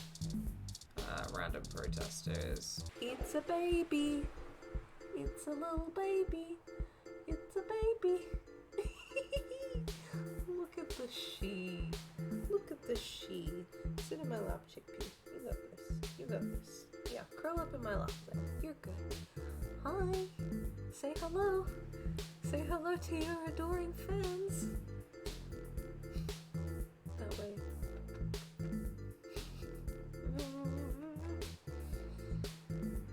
My baby. We match now too, now that I'm blonde. Hi. Hello, my adoring fans. Okay. I'm gonna put her down now. There she is. There's the baby. Ugh. Now she's gonna go and have a nap again now that she's been traumatized. Okay. Alright.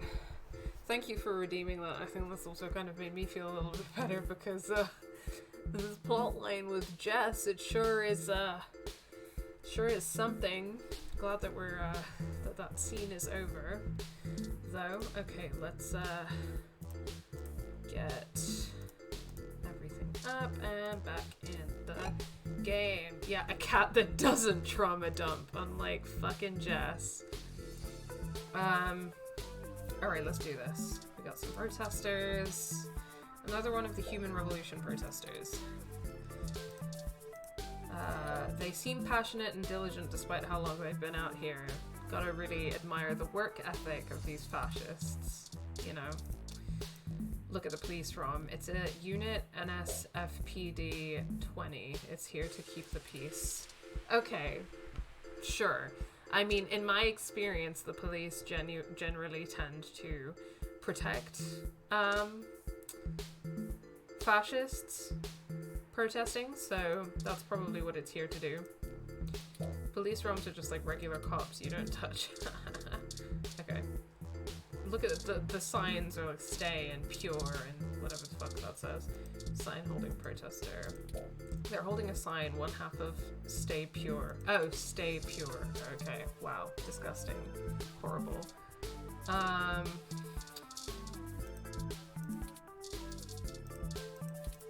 Excuse me. Can I not? There we go. It's not hard to see why hybrids hate this rhetoric. I hate this rhetoric. Who would want to spend their holiday season doing this? These guys, apparently. This really doesn't seem too fun. An animated older man leads the group of protesters. Okay, let's talk to him. Hello there! Would you like to hear about the dangers of our country's unchecked use of genetic modification? I'm sorry, that was not what I was expecting his voice to sound like.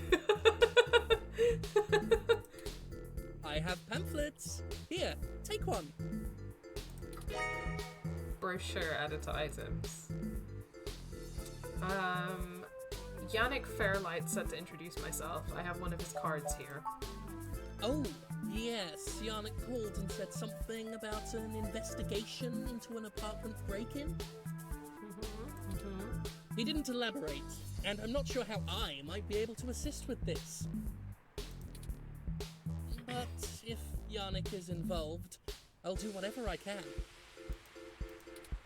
How can I help? We found Human Revolution graffiti spray painted all over the apartment, and some things were stolen. I was hoping you might be able to point us in the direction of whoever did it. Ah, well, the Human Revolution certainly does not condone such actions at all. Oh, wait, I think I recognize that voice. One sec. Okay, I'm waiting with bated breath. We're a peaceful organisation, and threatening people is not going to earn us hearts and minds. Okay, we're a peaceful organisation. We don't threaten people, except we are eugenicists, so we are, in terms of our very philosophy and ideology, threatening the existence of hybrids, people that already exist. So, you know, it's a violent ideology, right? Like, this is exactly what fascists are like, though. They're like, oh, we're not violent, and I'm like, your ideology is violent, and actually, like, what you do is violent, because what you're advocating for is, like, getting rid of entire fucking groups of people. Like, what is that if not violence? But... Oh my god, it's James Stephanie Sterling voicing him. Amazing. Off the record, some of our younger members can be a bit overzealous, as any hot-headed teenager tends to be. I'll look into this matter personally, and if I discover that any of our younger members were involved, they'll be turned in to the proper authorities. I'll also let Yannick know anything I find out.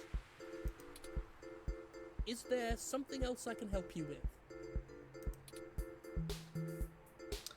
Could I ask you some questions about the Human Revolution? What questions can I answer for you?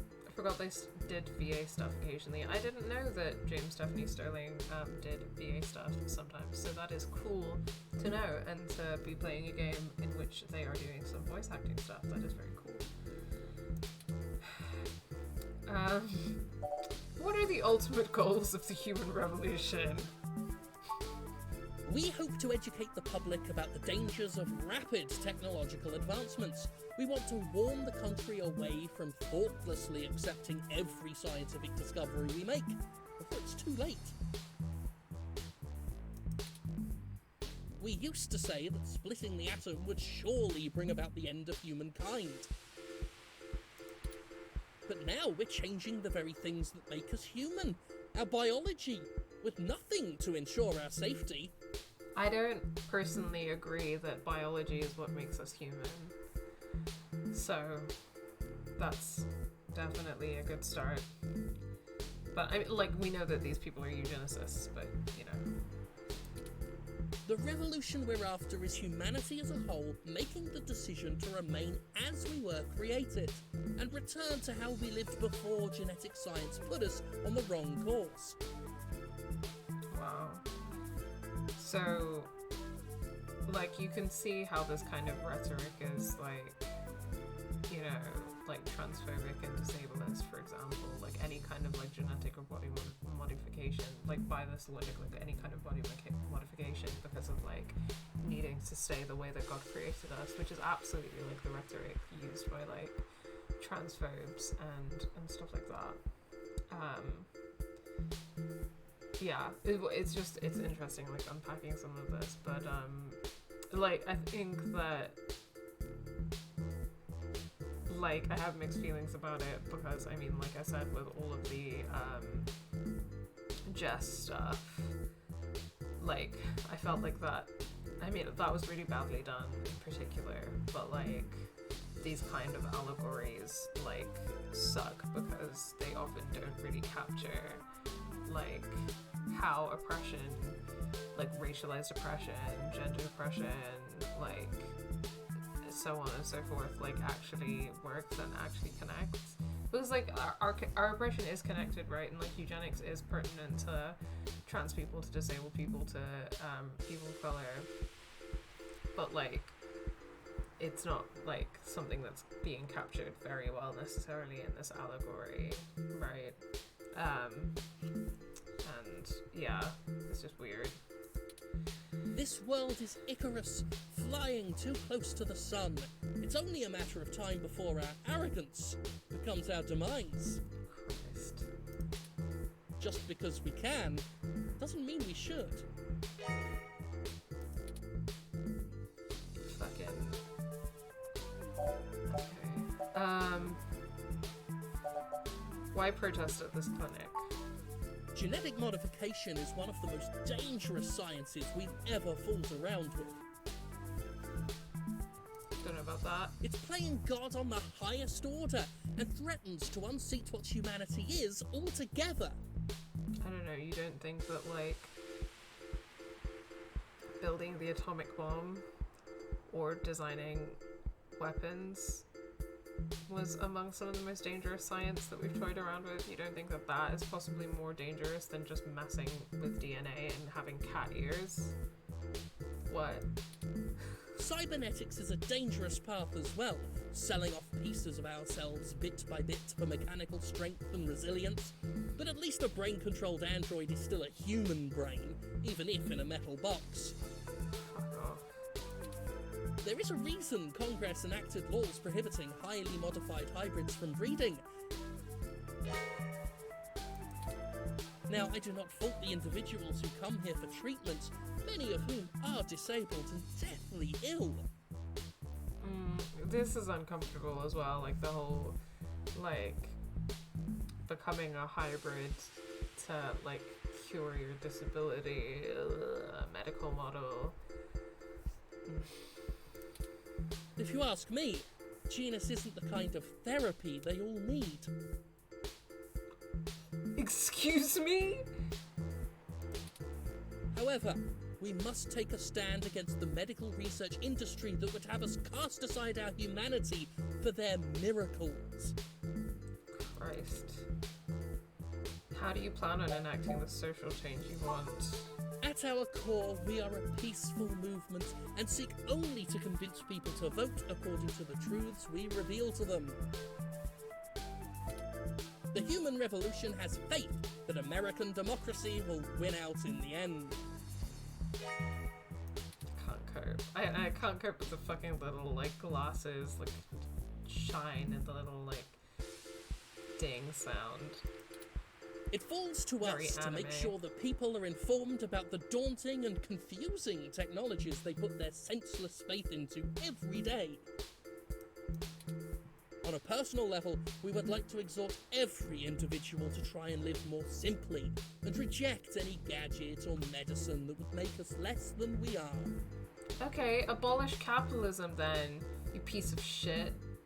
Christ. Yeah, this is deeply, deeply cursed. Like... Is there something else I can help you with? No, thank you for your time. Of course! If you have any other questions, feel free to come back. I always have time for the press. So we need to find a way to break up the clearly missed protest. doing real journalism. I'm impressed. I think you're starting to get back into the hard-boiled investigative journalist thing. But McButt. Hopefully we'll get lucky enough to turn up a new lead, even if this one didn't pan out like we'd hoped. I'm not gonna say that.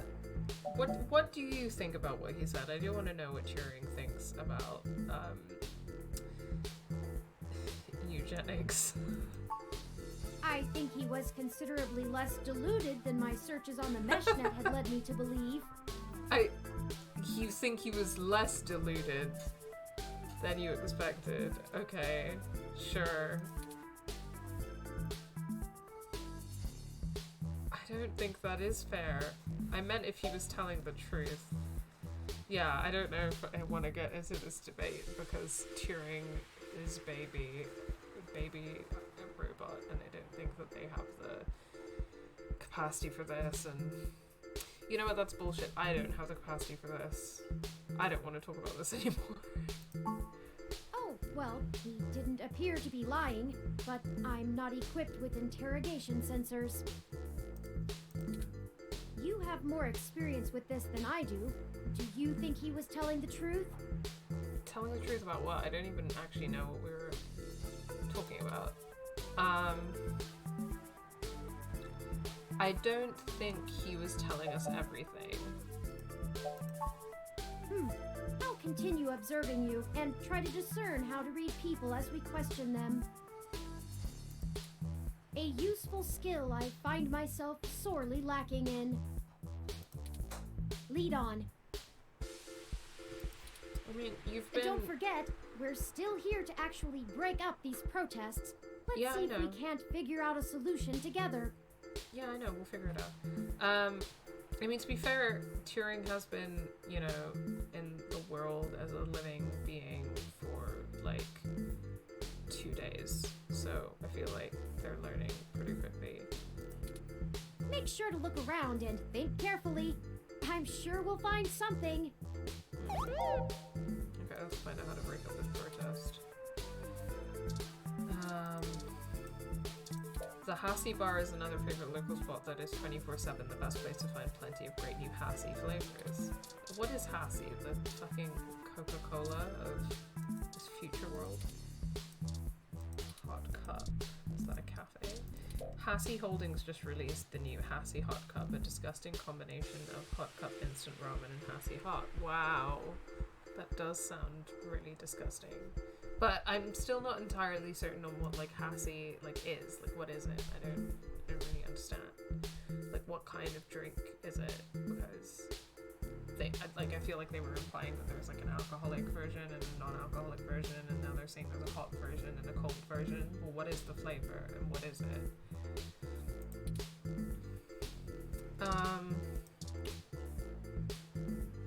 Okay, what else have we got? The Hassie Bar door has a festive wreath on it. Great.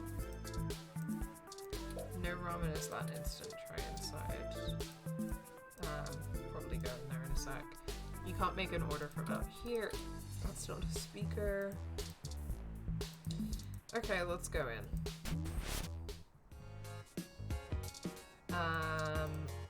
Everyone loves Hassie. Looks like they've got half an Hassie. What the fuck is Hassie? I'm actually perplexed. I really do like a good sassy Hassie. Hassie Hot is also great. Are these people being paid? Like, why is it that when everyone talks about Hassie, they sound like they've been paid to fucking sell Hassie? If you haven't tried it yet, definitely go get a Hassie hot chocolate. Okay, sure. This is the most picturesque Christmas tree imaginable. Its branches are perfectly spaced. Every decoration is placed meticulously, so it probably isn't real. Sidewalk is mostly empty besides for all of the protesters. It may be nice outside, but it's always hard to leave a Hassie bar, especially because this is a window, not a door. Pure Christmas spirit flows through you momentarily for touching the Christmas tree. VR drama poster. Another VR poster. A business drama called Tomorrow's Tears. A feature documentary exploring the queer side of virtual reality. Interesting. See that little rainbow there. Video game poster. Duck Game began as a traditional video game but has recently become a popular VR sport. All the kids are quacking about it. It's a poster from Magical Commander Yukino, a magical girl VR drama. Okay, I would watch the shit out of that. Try a hot cup. Yum yum.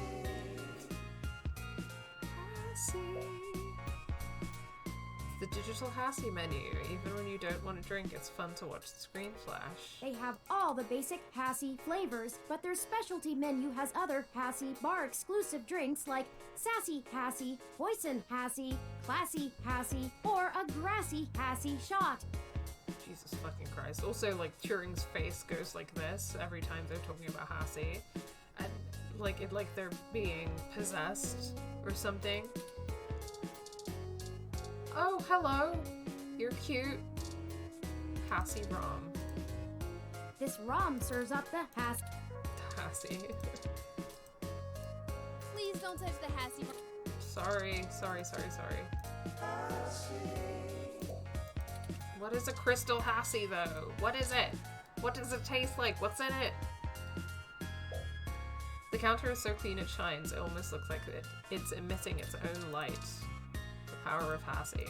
You can see the different Hassie through the glass, but you can't reach in and grab one. Only the Hassie Rom can. She seems bored. Since there's a Rom that handles all of the ordering, there's not much for her to do. Hello. Aww, that is the most adorable little Rom.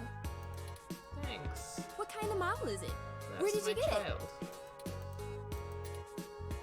It's so moe. I mean, I knew from this and that this person is a weeb, but that's fucking hilarious.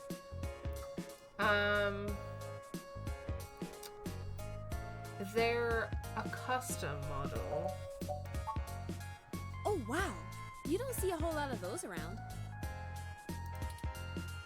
Must have taken ages to get that case looking that good, with the home printer too. I'm impressed. Thanks. I didn't do anything. What can I get create you? them.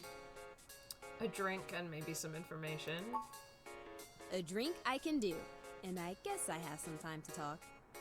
It tastes like Hassie. Hassie tastes like Hassie. Ugh, I'm so perplexed by this mystery of Hassie. I don't really care what happened to Hayden. I'm perplexed by the mystery of what Hassie is. The protesters outside the clinic are driving off a lot of my regular customers.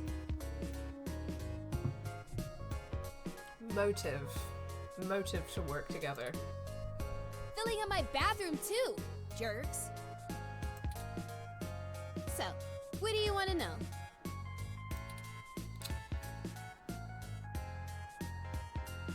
You called Turing Moe? Sorry. Otaku speak. Self-identifying otaku. I just mean he's really cute and lovable, and you kind of want to hug him forever, you know? Love me some Hassie, trademark. A lot of otaku come around here, probably because I own the place. I'm used to being able to shoot my mouth off and not explain all the jargon. Otaku as in Japanese cartoons. Yeah, I know it's a bit out of fashion, but I'm a history buff. The past really gives context to stories of the present. You know what I mean? I've been to Tokyo twice already. Of course. The old otaku resist the new culture of the saishi in the same way their parents refused to give up cassette tapes. Interesting. What's the new culture of the saishi? The saishi? Oh, sorry. The Saiba Shibito. The Cyber Day. Interesting. In the early 21st century, Japan had an epidemic of chronic shut-ins, and the rise of direct link virtual reality only made that worse. Suddenly, people weren't just refusing to leave their rooms, they were refusing to leave their heads. But Why as would the you do technology that? got I better, would love to leave the my Saishi head. were the first to figure out how to use their own brains to sculpt cyberspace. Get me out of my head. Wake me up. Wake me up inside. Computers are good at thinking in straight lines, but the human brain is capable of so much more. The best virtual landscapes, the most real VR dramas and games are created by the Saishi. Now, even if an earthquake or a meteor or whatever leveled Japan, they'd still have Neo Tokyo built on the VR net. Damn. Weird. Also, Neo Tokyo just makes me think of Evangelion. Ba ba ba da da da da da da da da. Obligatory every time I say Evangelion. Sorry. But enough babbling. If you're interested, I'm sure you could find more out on the mesh, or use an induction helmet to visit Neo Tokyo yourself. Virtually. It's a trip, especially for newbies. Tell me about yourself. Oh, I never introduced myself, did I? I'm Ramona. Hi, Ramona. Flowers. I guess there isn't much to tell. I went to college, got a degree, took out a loan, and bought this place. Now I spend my days trying to find enough time and money to sustain my VR drama addiction. My priorities are justice, cute stuff, and magical girls, in that order. I mean, I couldn't have said it better myself. My priorities are justice, cute stuff, and magical girls, in that order. Same bitch. Same. She really is that bitch. I like her. What else? I pretty much don't leave the store. You don't seem pleased about the human revolution. Look, they've got the right to protest, but I don't have to like it. Once they're done with the hybrids, I know they'll be coming for me next. You as an otaku? So I'll be voting appropriately. And if I have to unclog one more toilet because of an entitled, bigoted jerkface, I will lose my goddamn mind! Okay, Ramona's great. Ramona's great. We love Ramona. We stan Ramona. Why would they come after you? Oh, you can't tell? I've got a cybernetic arm and leg, thanks to an AutoCAD crash when I was a kid. I also got neural links for VR interfacing. Right. So, not her as an otaku, but her as cyborg. If it was up to those dinosaurs, I'd be stuck in a wheelchair right now. Or worse, depending on how far back they want to push our medical technology. Let's not, you know, let's not say that wheelchairs are bad. Like, fuck's sake. The disability politics of this are kind of, like, not super, based on, like, this, and the hybrid thing, like, I'm not enjoying that aspect. It's already illegal for me to have a rocket-powered fist. What more do they want? Is that your climate control ROM outside? It does a good job, huh? Yeah, that's mine.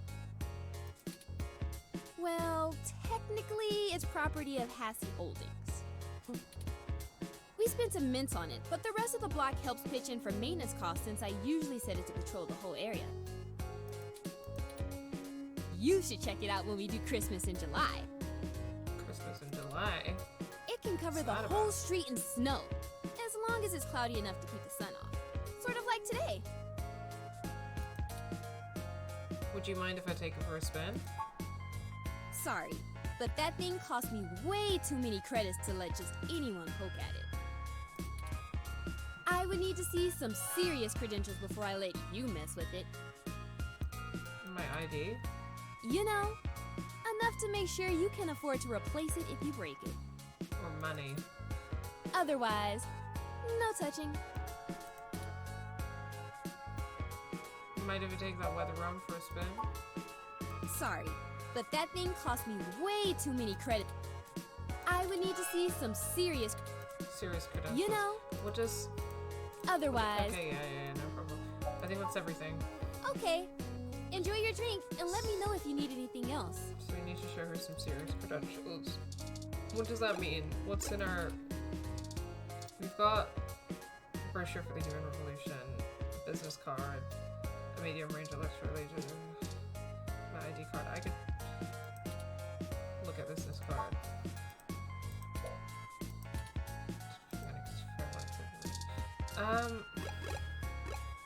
Okay, I'm not entirely sure what serious credentials means. I'm gonna try the business card, I guess. Dr. Yannick Fairlight. I've heard of him. Super rich guy? Used to own System 1? Yeah, okay. I think that has worked then, because that's kind of what I thought. I thought, okay, this is Fairlight's business card and he's rich, so maybe this will do the trick. Why are you giving me his card? I work for him. He's looking to buy a climate control ROM like yours. Yes. Thanks, He's Turing. getting on in years, and it would be useful for when he goes out and about. Turing's learning how to lie and manipulate. We love that we're teaching our sweet summer child to lie and manipulate. That's why we wanted to see it before. I need a close look at it to make sure it will suit his purposes. Yeah, okay. She's like, money. I guess you can take a peek. Don't bust it, though. I scanned this card, and I swear if you break my ROM, I'll be calling your boss. Sure. Here's the RFID key to access it. Thank you. This will surely be useful for our needs. Turing, I see you. Shall we go check it out? Yeah, let's go. Weather ROM. This ROM has multiple different climate control settings. Maybe we could make things a little more festive. Christmas is my favorite season. Right, so we're gonna make it snowy and cold so that they leave. Should I switch it to snow mode? Yeah.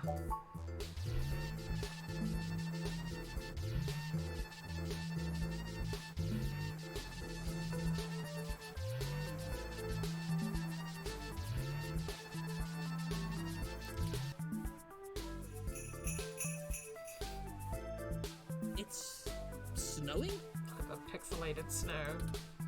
Okay, people, I for one didn't bring any winter wear. Let's call it a day for now. Haha! Foiled. Snow mode deactivated. Excellent work! Butt McButt. While I still have doubts about the moral superiority of using subterfuge to disperse a protest, we at least accomplished our goal peacefully. And to be frank, considering how the human revolution is clearly working against my personal interests, I won't waste many clock cycles puzzling that ethical quandary out. Yeah.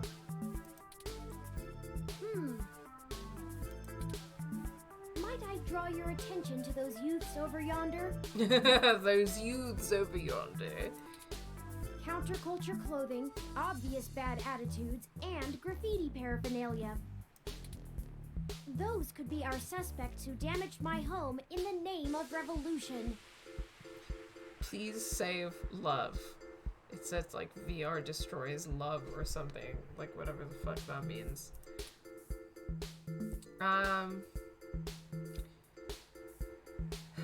Maybe. Let's talk to them. Right. We should approach them cautiously as to not start a confrontation with the wrong individuals. They may even point us to the true culprits. Oh no, they've noticed our attentions. Come along, maybe we can catch them.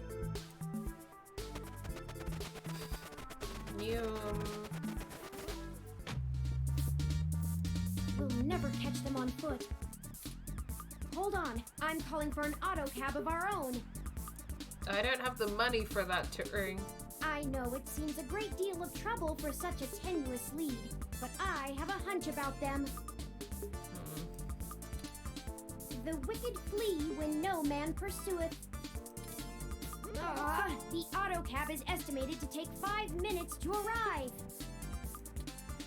We'll never be able to engage in pursuit fast enough to catch up to them. Perhaps we should call Tomcat. Maybe they can do some bit of techno-wizardry and stop that cab. Good idea, bring them up. Excellent! Hold on while I connect us. Howdy, folks! Hello. How's the search for the data cache going? Actually, that's what we're calling about, Tomcat. We may have located the perpetrators, but they eluded us and are making their escape in an auto cab. We attempted to use a cab of our own to tail them, but it hasn't arrived and they're getting away. Can you hack the cab and stop it? No can do, little guy. Security on those cabs is tight, and the dang thing will shut down its external net connection long before I get in. Unless... Oh, I have an idea. Sit tight for just a sec. Okay. What you gonna do, Tomcat?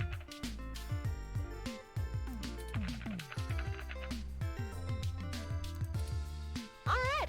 I went faster than spit on a skillet. Nice. I did a job a few years back and had to break into the city's central traffic network. Do me a favor and don't ask why. Hacker. The back door I drilled into that long ago is still wide open. I'm logging into the traffic management system now. Wait. Oh, shit. They may not have fixed that back door, but they did install a new counter-intrusion VI. Oh, the damn thing is hot on my tail. What can we do? I gotta take care of this VI. I'm gonna need the two of you to handle the traffic system. Turn, I'm passing control to you. Hold tight. I'm gonna be doing some 2 sets of hands on 1 keyboard kind of hacking. Just push on the map and load it up on Turin's face. Sorry, Turin. Just that. Okay.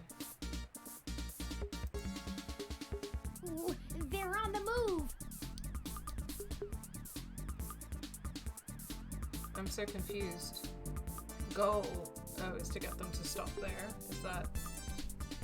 Here's how it works. Use your display map to keep track of their cab and redirect it back to you. Right. You can trigger traffic nodes at intersections so the cab thinks the streets are blocked off. Do it right, and you should be able to steer them right back to you. Okay. Mini game. Whew. Sorry. You can trigger traffic nodes at intersections so the cab thinks the streets are blocked off. How does that work? You just gotta make sure to stop them where you're at, or else they'll just go running off on foot. I'll put a goal marker on the map for you. You can trigger any node on the map at any time, so plan ahead. I'm so confused. I'd say you'll have time for 2 moves every time they hit an intersection. If they go off the map, though, you'll lose them. Block every road that leads out of our grid, and watch the places with 3 exits you can't all cover in one go-around. Just hurry. I don't know how long I'm gonna be able to keep this VI from messing on the carpet, and once I kill the connection, this old trick is over. I'll tap into the cab control node they're currently arriving at. Our top priority is to ensure they cannot leave the area Tomcat's given us access to. I'll mark the southern exit as... We only have time to block off 2 routes before the autocab will make a decision and move. We shouldn't block the route back here. We have to stop them where we can catch them. Once you get them back here, press the big button on top of the map to short-wire the autocab. Be careful. If you stop their ride anywhere else, they'll just run off. Okay, I'm stressed. What do you think our next move should be? Block them to the north or don't let them move east. I'm gonna say don't let them move east. Turn, I can't have you talking. It's messing with the signal. It's up to you now. Butt McButt. Don't let those punks escape, and don't trap them anywhere that's not here. We can access any of the control nodes in the area at any time. Plan it. Got it? Yeah. I think so.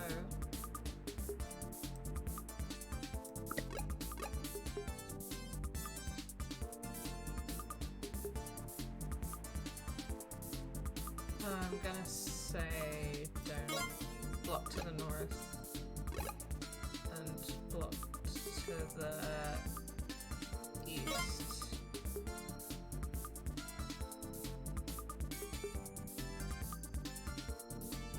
Okay, I'm gonna say blocked here, there, and there.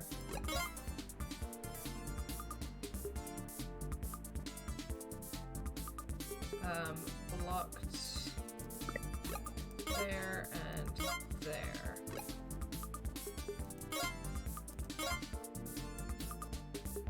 What, is it not letting me block there? I'm so confused. Okay, that one is blocked. And that was... Fuck! Shit. They're getting away! Don't panic just yet. I managed to force the cab to mosey back over to your grid. Ugh, okay. Definitely a one-shot trick, though. Those VI... Be careful, y'all. This is your last shot. Okay, well, obviously they're not gonna move down there and stuff. I think it's a good idea to block that way, and then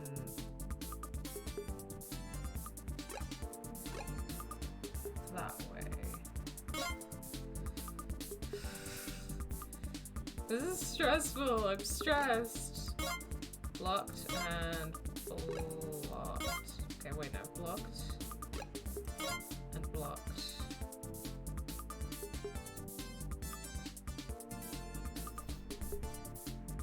Oh, fuck.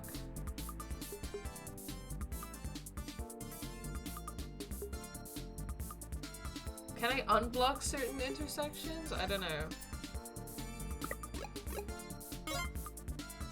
Okay, there's that, and then can I unblock that? But I thought that was blocked! Anyway, I'm so confused, guys.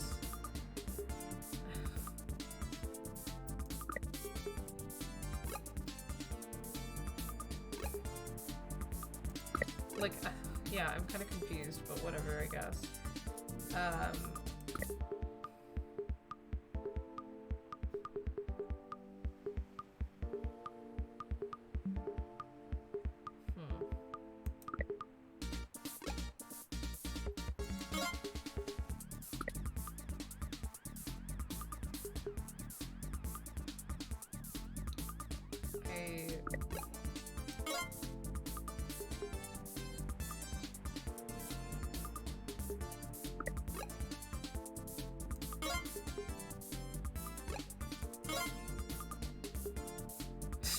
Fuck.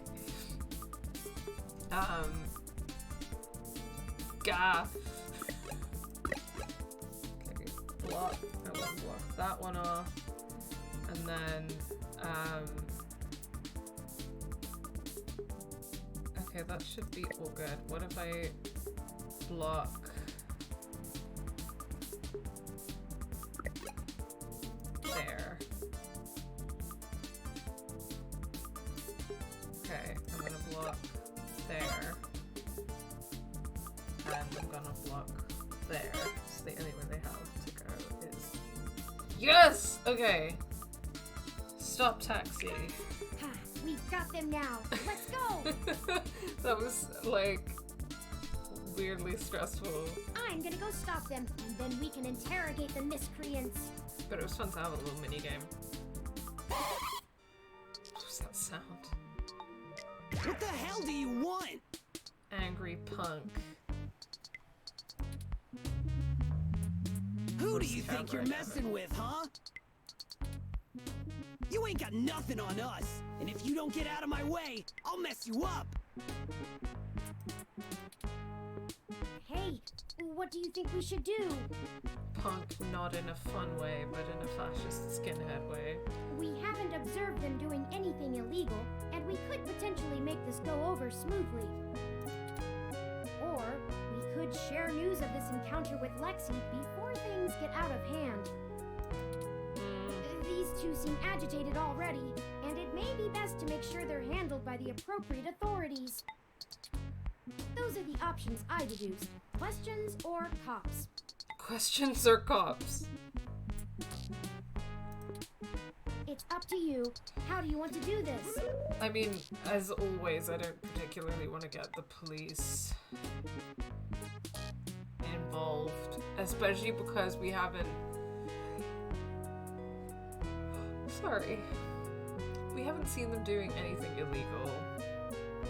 We don't know that for sure. Like, even though, obviously, they suck and they're fucking fascists, the police are just gonna be like, oh, we didn't see them do anything illegal, you don't have any evidence, blah, blah, blah, blah, blah. So, let's just grill them and see what they know. We just have a few questions for you, sirs, if you'd be so kind as to give us a few minutes of your time. Did you not hear what I... Maybe we should just answer their questions. Nervous punk. I mean, we didn't do anything wrong, right? Same, I'm a nervous punk. Not in a fascist way. Right! We ain't got nothing to hide!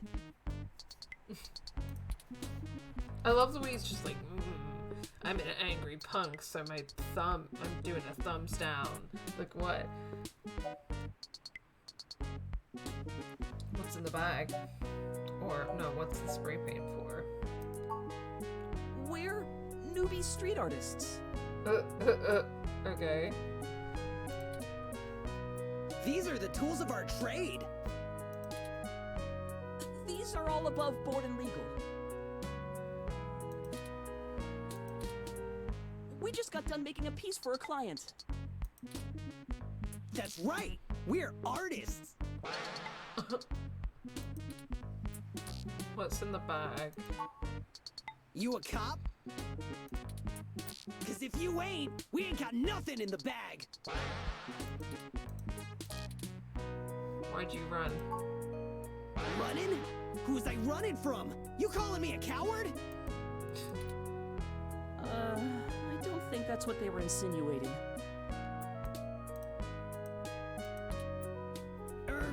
Right. We just got places to get to, and gotta go fast. You're holding us up. Gotta go fast! Okay, Sonic. This is ridiculous. Enough!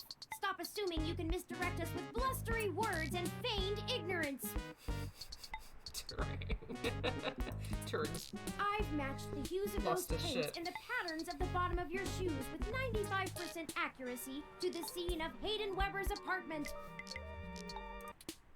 Now tell us what you were doing there and why you stole Hayden's data cache. Damn, Turing is bad cop.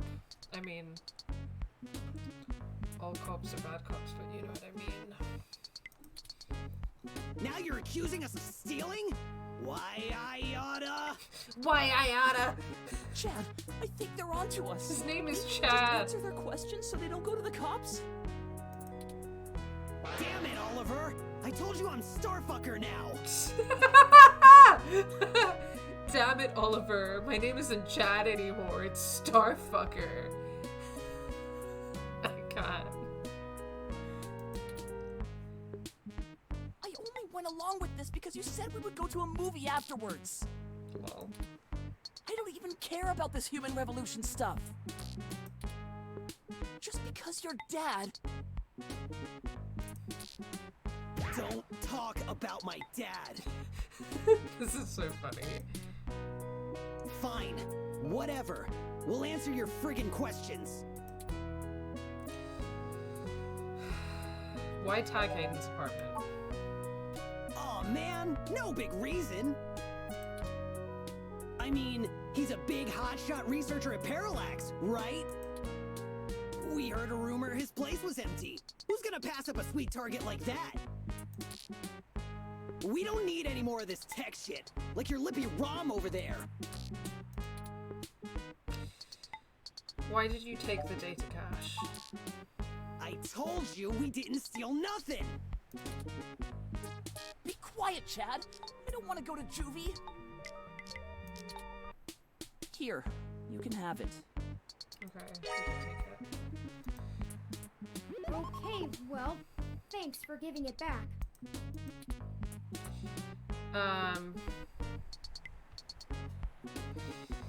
Maybe you should give up vandalizing people's homes. I'm not gonna say they're good kids. Not because of the vandalism, but because of the fascism. We hope you find that Hayden guy, and we're real sorry. We weren't trying to hurt anyone. Alright, let's go catch that movie. Great! Can we get dinner first? Sure, whatever you want.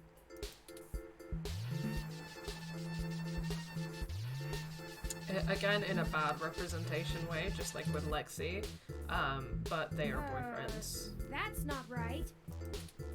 I'm certain I deactivated snow mode. Oh dear. Incoming call from Tomcat. Hey, folks. Jess just called and told me she has a clear way to the access node. Nice. She'll get you inside, and I'll walk you through connecting me so I can access the Parallax network. That should help our hunt. Did you get the data cache? Yeah, we did. Yes, those punks happen to have it. Nice one, Tori. Oh, great. We don't have time to worry about it right now, though. Go to Stardust and drop it off with Majid for me, okay? He'll hold it to pass on to me once I get there.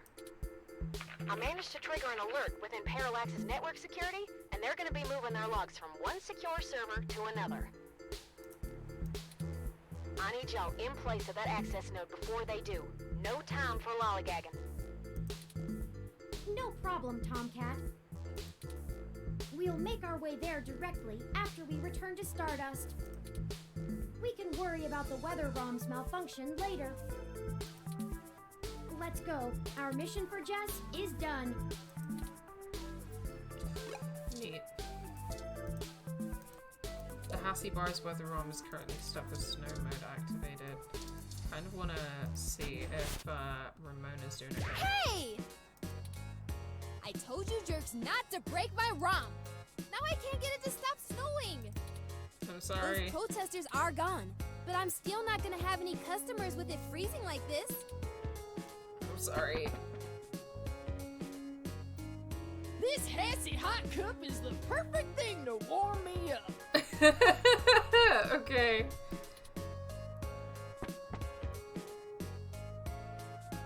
Snow out of nowhere? I guess I'll wait it out in here. See, Ramona, it was all Wow. Look part at it of out my there. So magical. plan. Don't think I've forgiven you, you dingus. Dingus. I better go get some Hassie hot cups going. You dingus. Well, all's well that ends well, right? Butt McButt. Right, Butt McButt. I'll check the mesh for common issues with the mode selector on the 6703 ROM unit and forward the solutions to the Hassie Bar owner. I'm certain she'll be able to get it turned off after the customer rush. Look at this person, one icon. This wrestler is the powerhouse in the Neo SF Wrestling Federation's hot new table, the Violent Wings. According to the mesh, they're a group of highly ranked wrestlers who form some sort of battalion. Awesome. A TMI Entertainment film assistant taking a break to enjoy Hassie Hot Cup. That's, the person from Stardust that we talked to before. Defiant young wrestler is enjoying a Hassie Hot Cup. Ooh, Dana. A light-haired teenager with a bionic arm. She seems to be staring at the nearby wrestlers as she waits to order. Hi, Dana. Those Hassie Hot Cups are disgusting. I'm just here to see the wrestlers. Can't wait for the New Year's show. I usually hang out at Stardust, but they don't serve food. So I come here for Hassie Hot Cups during the day. Love that for you. Howdy! You can call me Cactus Canary! Touch me and I'll hit you with my finishing move, the Chiku Chiku Bang Bang! That's where I toss you up and let the needles of my spiky hair tear you apart! What is this, Mortal Kombat? Sometimes I do a vertical diamond headbutt and drive my hair straight into your gut! Hee-haw! So funny. Okay, well, we've had a nice time in here. Just check on Ramona real quick. Ramona. Hey again. Okay, that's everything. Okay. Cool, let's head off. I guess we can't fix the weather bot at all. Don't bug it. It already seems to be in a stormy mood. Ha ha ha ha ha ha ha. Let's not. Two's company, three's a cloud. Turing, amazing dad jokes. Alright, let's go to Stardust. That's where we're going, right? Yeah, let's go. Back at Stardust. In we go. Welcome to Stardust. Thanks, man. There's Majid. We should leave this data cache with him first, like Tomcat asked. No problem. Data cache, where is it? There we go. All right! Tomcat asked me to take that off your hands and pass it on to them later. Thanks for getting it to me. I won't pester you about what it is. I know things are always very hush-hush with Tomcat. I'll make sure they get it later today. Excellent. Thank you. Okay, I'm not sure what I have to do next. So... You again? All right, I'll let you in. But you better stay out of trouble. I just want to see Caitlin again. That's it. That's all there is to it. Hi, Caitlin. This is exactly what I needed to get my mind off things. Okay, I guess that's it. I guess we're supposed to use her to get into the VIP section, and that's it. That's all there is to it. Okay. I'm fine. It's fine. Hey, I heard from my friends down the street that the protesters are gone. Must have been you, huh? Alright then. I'm willing to give you the benefit of the doubt and return the favor.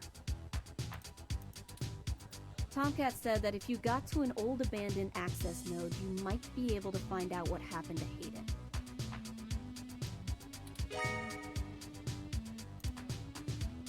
I called up a buddy who's on night shift for Parallax tonight. He can buzz you in, but if anything happens, you broke in. Okay. This puts us at about even. Don't think about drawing any more debits for a while. Good luck. Keep me out of your shit. Happily. I just would like to never talk to you again, actually. To the access node.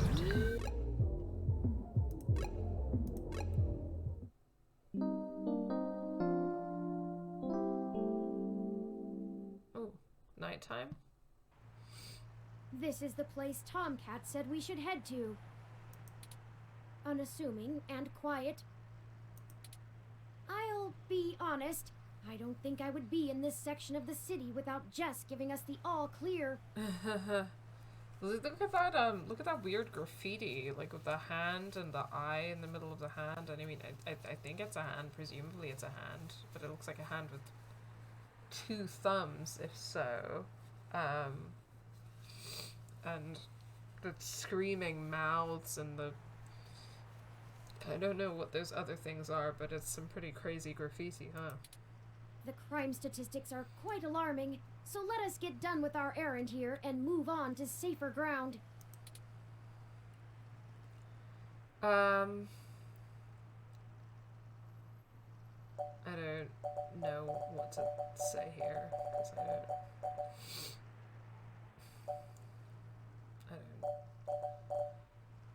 I mean, I don't want to invalidate being worried about getting mugged, and I don't want to be catty by saying that about self-preservation. And I also don't want to be weird about Jess, or talk about Jess anymore at all, but I guess I'll just say let's hope she sticks to her half of the bargain. I'm sure she will. But McButt? Jess is a bit aggressive and standoffish, but I would not accuse her of being dishonest or underhanded. Fair enough. But I guess I did just meet her, and she is a lawyer, an occupation known for slippery thinking. She is a lawyer. And you know what they say? ALAB. It stands for both all landlords are bastards and all lawyers are bastards. Perhaps we should hurry this along. Tomcat is waiting for us to call them when we arrive. Okay, street art. Let's have a look at it. You know, right after we found Hayden's apartment in such disarray, I started looking into graffiti and street art more thoroughly. I have never much considered doing any of it myself, but it seems like an interesting avenue to pursue once I move beyond abstract expressionism. Right, Turing's an artist. The simpler tags, visual shoutings of identity and existence.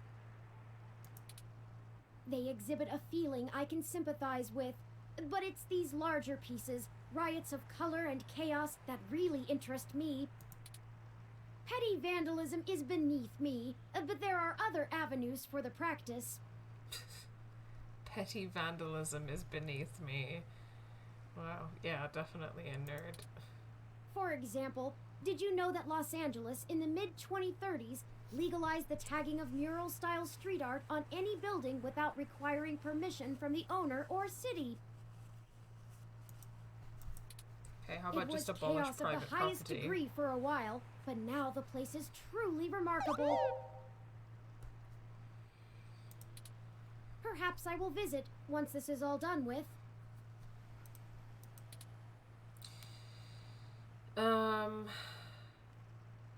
Interesting. I want to see what this is all about. That graffiti is actually the symbol of gonzo journalism. Ah, I hadn't even noticed. Do you have much experience with gonzo journalism yourself? Reporting after or during direct participation? I do not know what that means. I do not know. If you do end up writing on this experience, whatever you produce would be the very definition of it. You're too close to be objective now, and you're a key subject in this event. It doesn't seem to be your usual style, but you couldn't go another route at this point, and you're in the clear as you didn't instigate the situation. I've never had much interest in the practice, but spending so much time around you has taught me to look at events in a different light, perhaps only because I can verify your personal experiences as fact. Sorry, I'm rambling again, aren't I? And we're on a schedule. I don't even want to think about this. What if we don't find Hayden? What if we do? My memory processors are shot from the stress of the past day. It's already taken a toll on me. But never mind. Let's find that access node. Let's find Hayden. We got this. We got this, buddy. Fan. Gotta keep the generator cool or else it'll break. Beautiful turbo generator out here just generating energy. Wonder what's using all this extra power. This pipe is doing what all good pipes do. It's piping out that energy. This is the door to an apartment building. It's not the access node. Yeah, I'm just fucking about, Turing. Don't! The access node is next door to this building. I know, Turing. Don't wake the Nabots! The Nabots. Did I say Nabots? I meant neighbors. Oh. Sorry, I'm really tired. Besides, this is the wrong door. Turing, I'm just fucking about. Just let me just touch all the stuff. You can't pull it off the generator no matter how hard you try. Use generator. Turbo generators are really solidly built and not easy to get into without smashing them apart. This fan needs no service. Oh, that's funny. That's a funny joke. It's a funny little joke about fan service. This wall is pretty grimy. Stop touching it. I've taken a few photos of this piece and other sites we've seen along our journey. I'm going to put together a digital scrapbook of sorts when this is all over. Cute. I'm going to show it to Hayden. That's so cute. Turing, you're so cute.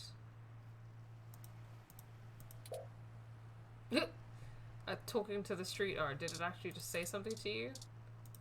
Door to the access node. This is the door to the access node that Tomcat told us about. You need the buzzer to get inside. Parallax Walk, AN-19 security. Hello?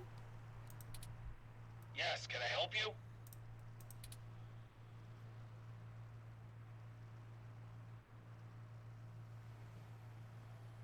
Shit, I forgot what they said to say. I forgot what Jess or Tomcat or whoever said to say to buzz in. Is it the top one? I guess. I forgot. I'll just go with the top one. This late at night? Yeah. Uh-huh. Kids!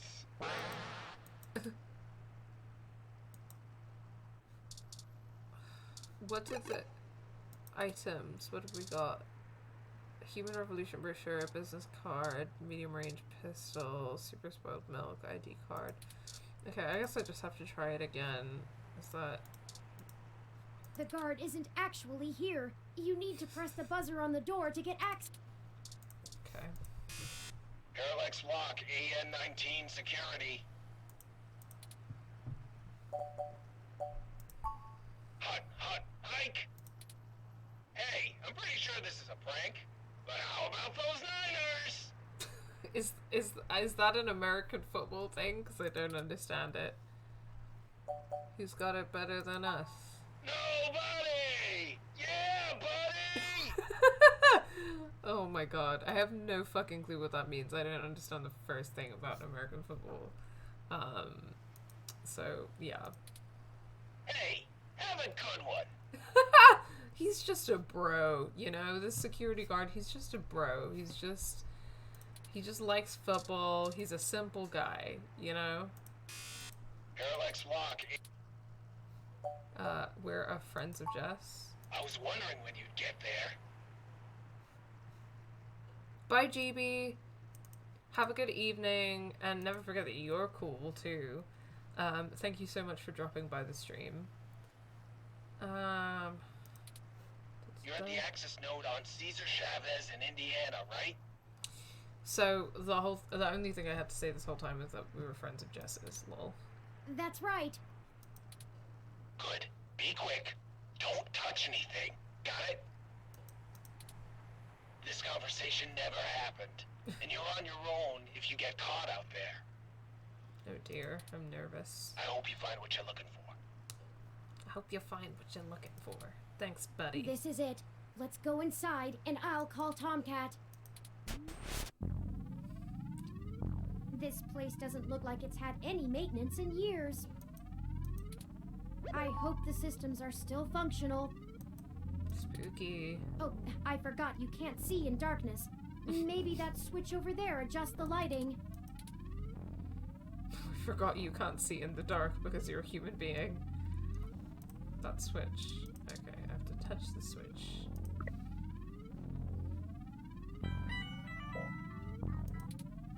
Oh, Tomcat is pinging us, forwarding video and audio. Howdy! Y'all at the access node? Mm-hmm.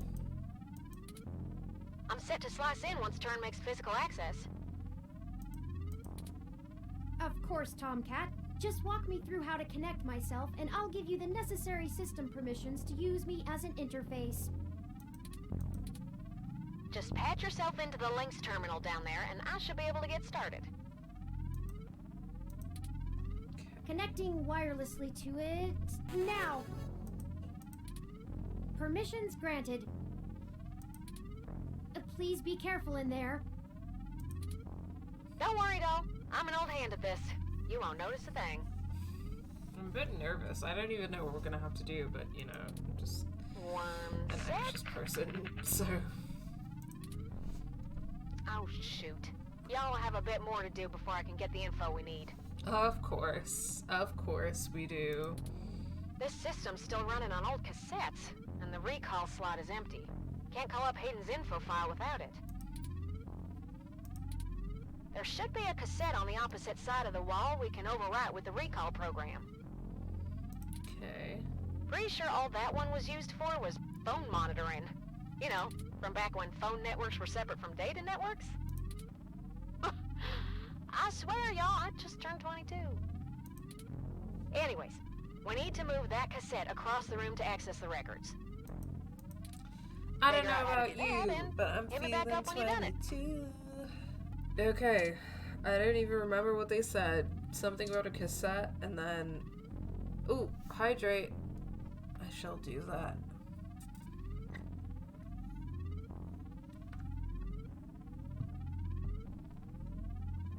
Thank you for reminding me. Okay, they said something about a cassette, and then... I don't even know. Okay, what is this? What is... Let's just look at stuff, I guess. Dirty tangled wires lay on the floor. Where are the standards? Utility arm guide.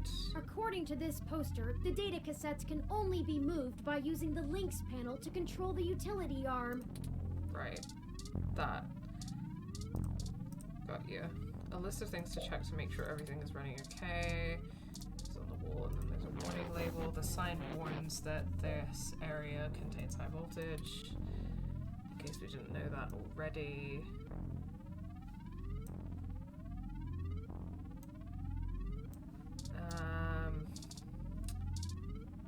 Links terminal. This terminal should give you access to some of the node's systems. Okay, let's use this arm, I guess.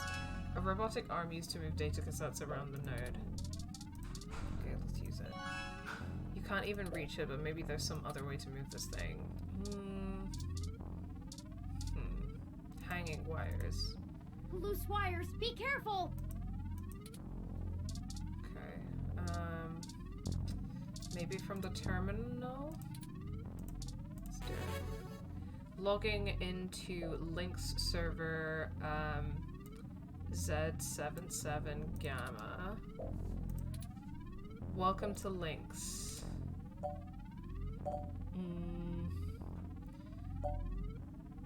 Review maintenance. I'm just interested. Authentication needed to review maintenance logs. Please use biometric reader to log in. Abstain from using biometric reader. Yeah, I don't want them to have my fingerprints. I hope that we're wearing gloves or something. Haha. Access security records. Authentication needed. Please use biometric reader. We're not going to use the biometric reader. Okay, let's just operate the data arm. Retract arm, I guess. Turn arm. I don't even know where the cassette is.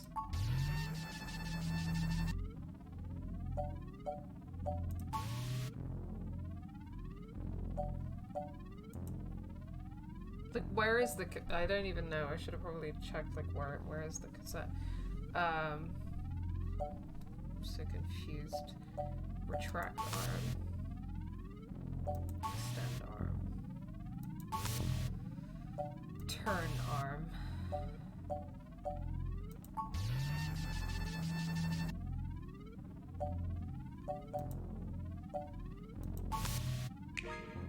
Nice job! Oh, okay, I guess I did it. I didn't even notice. I'm gonna put some more pressure on them to move the data now, and we'll see if we can't slurp it right out of this network trunk. Just moved it back and forth. I didn't know what the fuck I was doing. You would have thought that someone would have noticed and decommissioned this access node when the neighborhood went to hell, but no, I guess. This mouse is happy to play while the cat is away.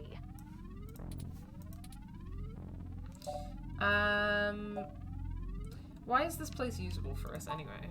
Way back when I was a youngin', when I first hacked into Parallax's network, I mostly did it to make a point, yeah? Sure.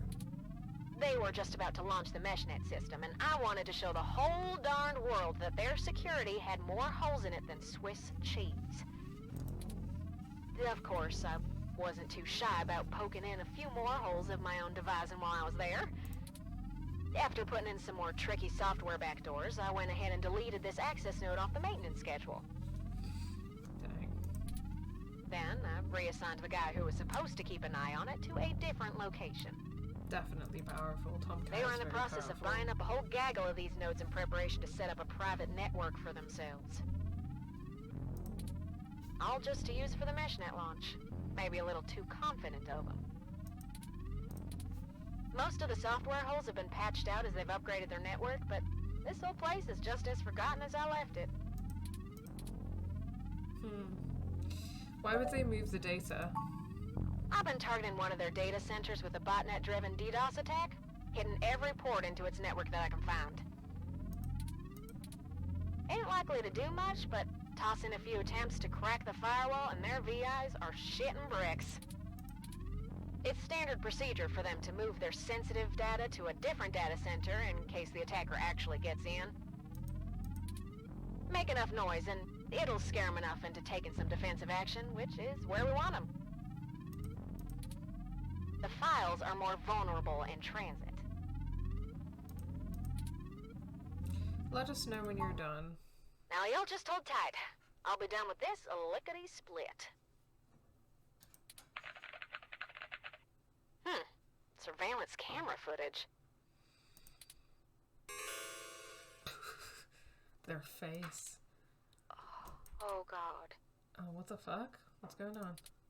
Oh, Turin. Oh no, is Hayden dead? Is Hayden dead? What is it, Tomcat? What did you find? Yeah, I think he's dead. Fuck. He's gone. Yeah. Turn. Oh, shit. Of course he's gone, Tomcat. That's why we're here. No, you sweet summer child. That is not what they mean. Shit. I mean, he's gone. Gone, Turin. F in the chat. Hayden is dead. Well, that obviously isn't right, Tomcat. Why would they kill him? Can you send me the relevant files? Do you want to watch the footage of him dying? Do you really want that? You must have missed something. I don't think you should see it, but if you're sure. Parallax had security cam footage from the hallway outside Hayden's apartment encrypted on their network. Just a short clip. It looks like Hayden started to struggle with a couple of big dudes when they broke through the door and one of them shot him. I also found some chatter about it on some darknet channels. Dang, who's chatting about it on the darknet? What? It wasn't a kidnapping. Somebody went there to murder him. I'm so damn sorry.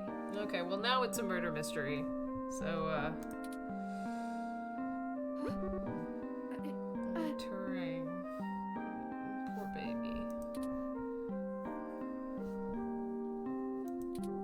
Thank you for your assistance in this matter, Tomcat. Oh no, little baby. Look at this little baby. I think I'll walk back to the apartment. I need some time to run some calculations about this new scenario. If you'll excuse me. I need some time to run some calculations about this new scenario is AI speak for I need some time on my own to process this information.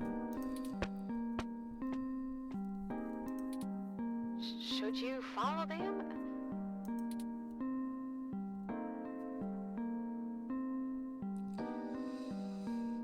I'd need some time to myself too. If you say so.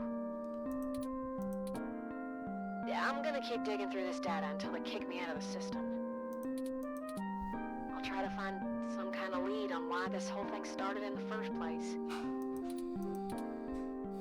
Maybe I can find something out about who killed Hayden and why Parallax has a copy of the footage. Because Parallax It ain't behind much of a silver lining, but because we have the answer on Hayden's fate. Corporations, when will you understand? When will you learn? Maybe it's time to call it quits.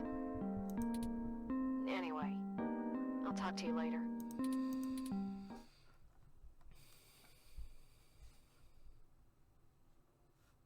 This game does not autosave, so please be sure to save frequently. Okay, I think that that is indicating that we're at the end of chapter 2.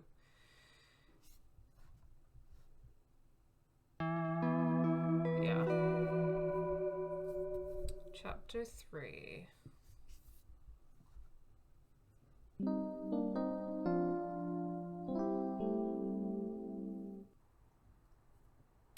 Oh, you're back.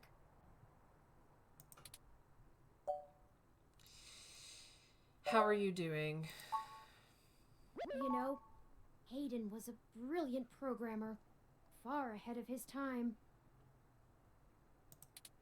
I am a machine, and intrinsically, I do not have all the glands and visceral chemical reactions that make humans so emotional and brilliant. Oh, the achievement name. I missed that. What was the achievement name? But his code is a flawless replication of that, inside my own personality algorithms. Turing baby. Little baby. Robot baby. I don't think I've ever felt this This anger.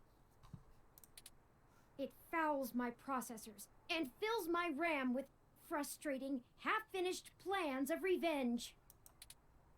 My motherboard burns in my casing from how little I can rest. I'm in pain, and I can't make it go away.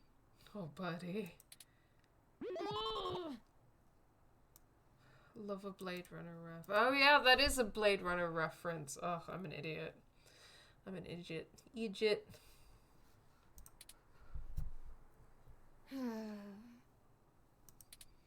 I do not like the thoughts I'm having about the people who did this to him. They are experiencing grief for the first time. Wasn't sure what Turing's pronouns were before, but then Tomcat used they them pronouns for Turing, so pretty sure. Can you turn them off? Am I saying can you turn your feelings off? Because that's stupid. I could.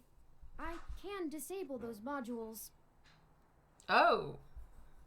Okay. But if I turn off every emotion I don't want to feel, what does that make me? Would I still be me? No, you wouldn't. If I were human, turning off my emotions would be seen as extremely unhealthy. It's true.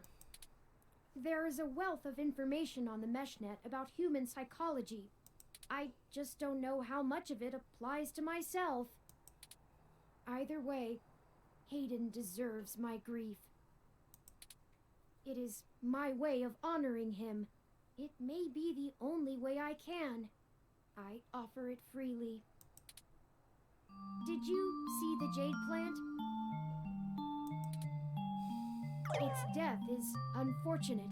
Achievement but fitting. unlocked, you're hopeless. I don't know what that's about, but okay. Oh, the jade plant died. Why? Yet another thing to be guilty for.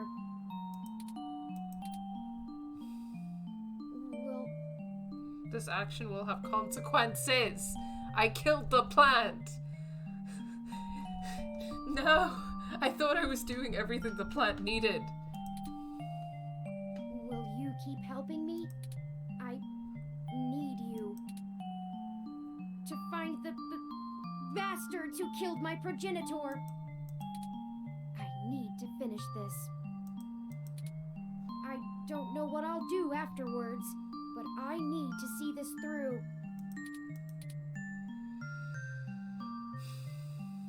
We'll find them and the truth, Turing. What does the truth mean anymore? What does it matter? Will finding the truth bring back Hayden? Will it fix the pain they've left me in? But I guess you're right. Knowing the whys and wherefores will bring closure to this. I could use a measure of closure. Whys and wherefores. Wherefore just means why. I think for now we should keep knowledge of Hayden's death between you, Tomcat, and I. It may give us an edge if the people we seek don't know how much we've already discovered. We'll talk after you've had some time to rest. You likely need sleep, and I need some time to... I need some time. It's fair enough, buddy.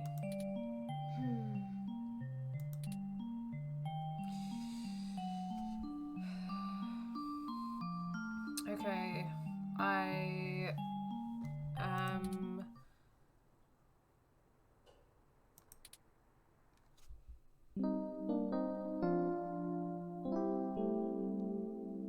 Yeah, San Francisco, outer sunset. Good morning. I trust you slept well. Sure, how about you? I had ample time to recharge my internal batteries. That's not what I meant. It is upsetting that Hayden is... gone. But life for the rest of us goes on, yes? We still have a mystery to unravel. And I will waste no further processing time over something I cannot reverse. It's not play on words, no further processing time. There is no point. Now that we are both refreshed, I feel it wouldn't hurt to recap our progress and determine if any changes should be made based on our successes and failures. Let's talk about how things are going so far. Since your journalistic efforts are a big part of why I originally recruited you, we can start there. Your inquiring mind has been a huge boost in our journey thus far. As a ROM, I can't talk to people as intently as you, so I must say I'm quite grateful for your skills in that regard. Aw, thanks, buddy. We're a team.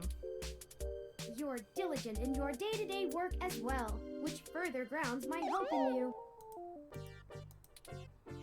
Beyond journalistic persistence, let's take a look at how we've performed in other responsibilities. Specifically, our choices in overcoming obstacles. Okay, what is the game trying to tell me right now?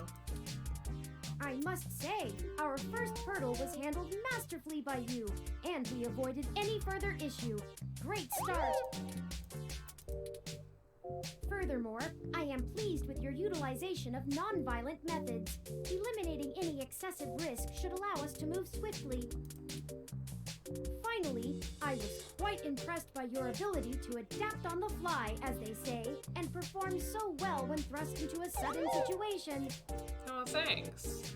I wonder if this is something that's like liable to change depending on the choices that you make and stuff like that. Lastly, I'd like to discuss how we're getting along with our companions and allies along the way. It's important. I was very impressed with your negotiation abilities with those kids. We got our data cache, and they went on their way, and hopefully learned a lesson too. Jess is a bit of a harder read, but she did agree to help us out in a big way.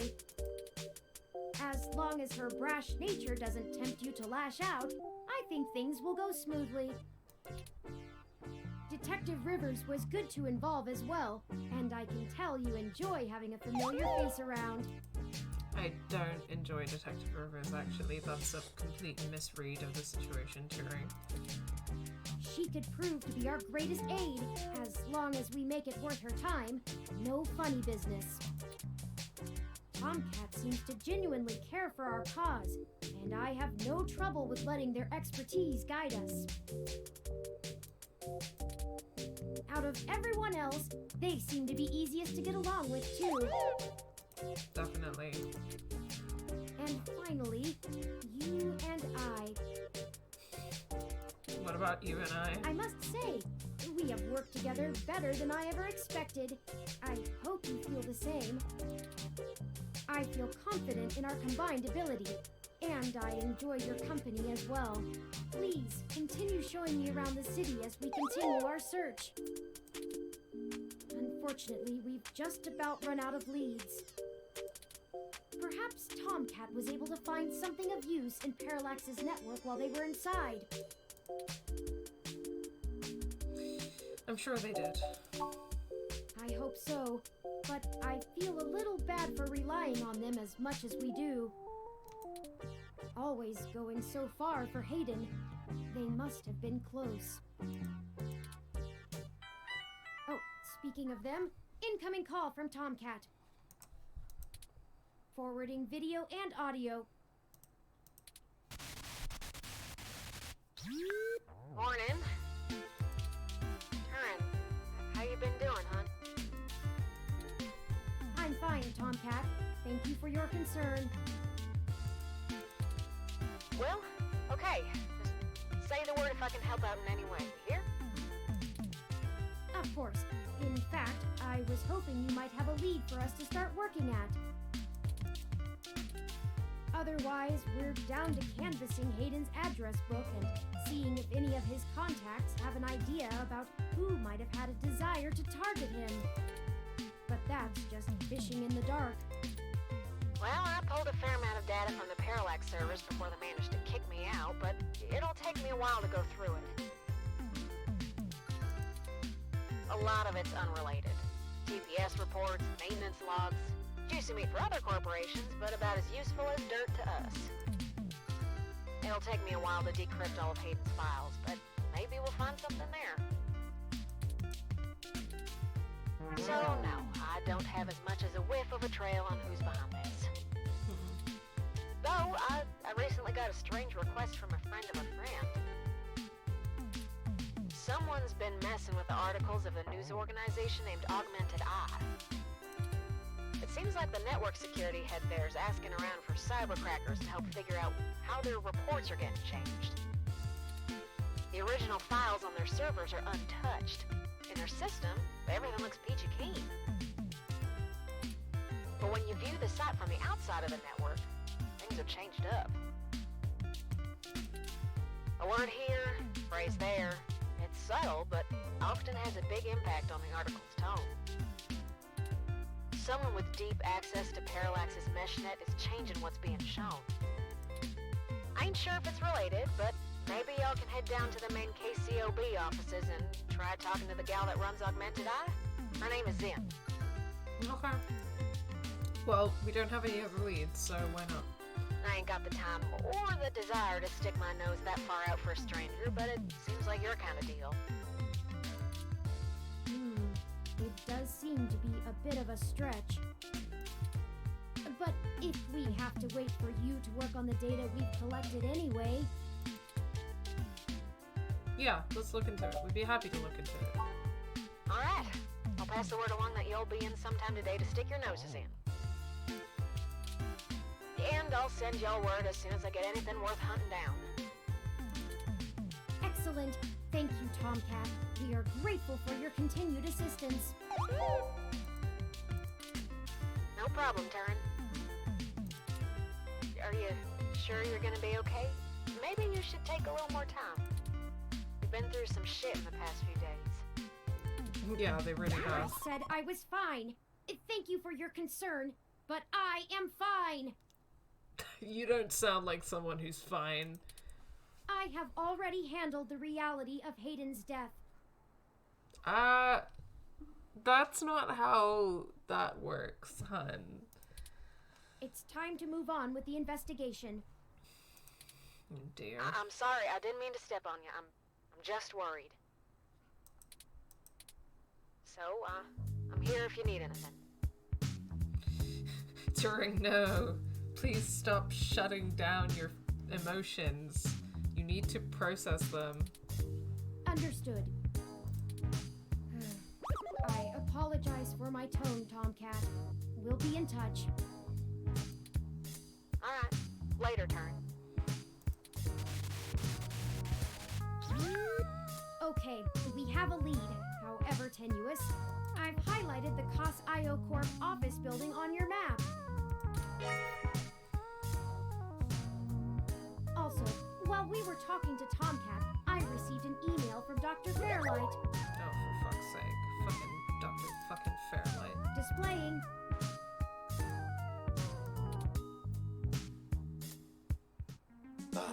Greetings.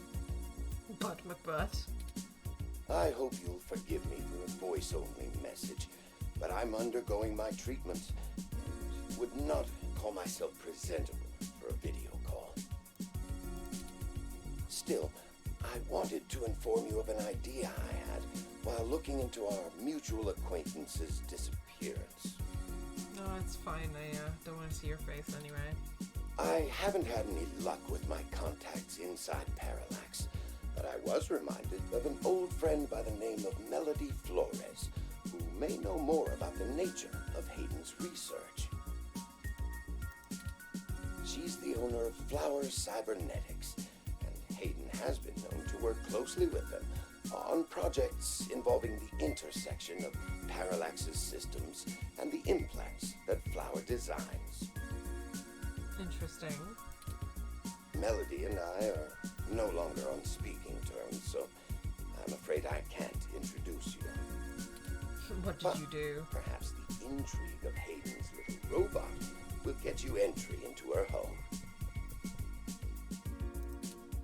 I hope this lead serves you well. If you need anything else from me, I will be in and out of the hospital room where we met for the next few days. I will send word if I have any other insights or discoveries. Yours, Dr. Yannick Fairlight. Interesting. I had no knowledge of Hayden ever working with flower cybernetics, but now I'm starting to understand just how little I really knew about his research. Maybe this melody can reveal more about the purposes of my construction. Curious. Hayden must have kept my development secret for a reason. Hopefully we can talk our way in. I have highlighted Melody's home on your map. Melody's mansion. Okay, we can now either follow Tomcat's lead to KCOV, or Fairlight's lead to Melody's home. Up to you where to go first. Tomcat's led us in the right direction so far, but Fairlight has resources and his tip might end up being more relevant. It depends on what you want our focus to be on in terms of tracking Hayden's trail. Should we follow the media or the tech? It's fitting. They're the two factors that make Neo-SF so unique and wonderful. If we explore them both to the fullest, there's no way we won't be closer to the answer. Well, as long as, if we get the option to explore them both, then it's fine, right? Like, it doesn't matter which one we do first, really. That being said, I think I might call it for the stream, friends. I'm just feeling a little bit tired. So I think it might be time to call it a night. File will be overwritten with new saved data, and once again we are calling the file, but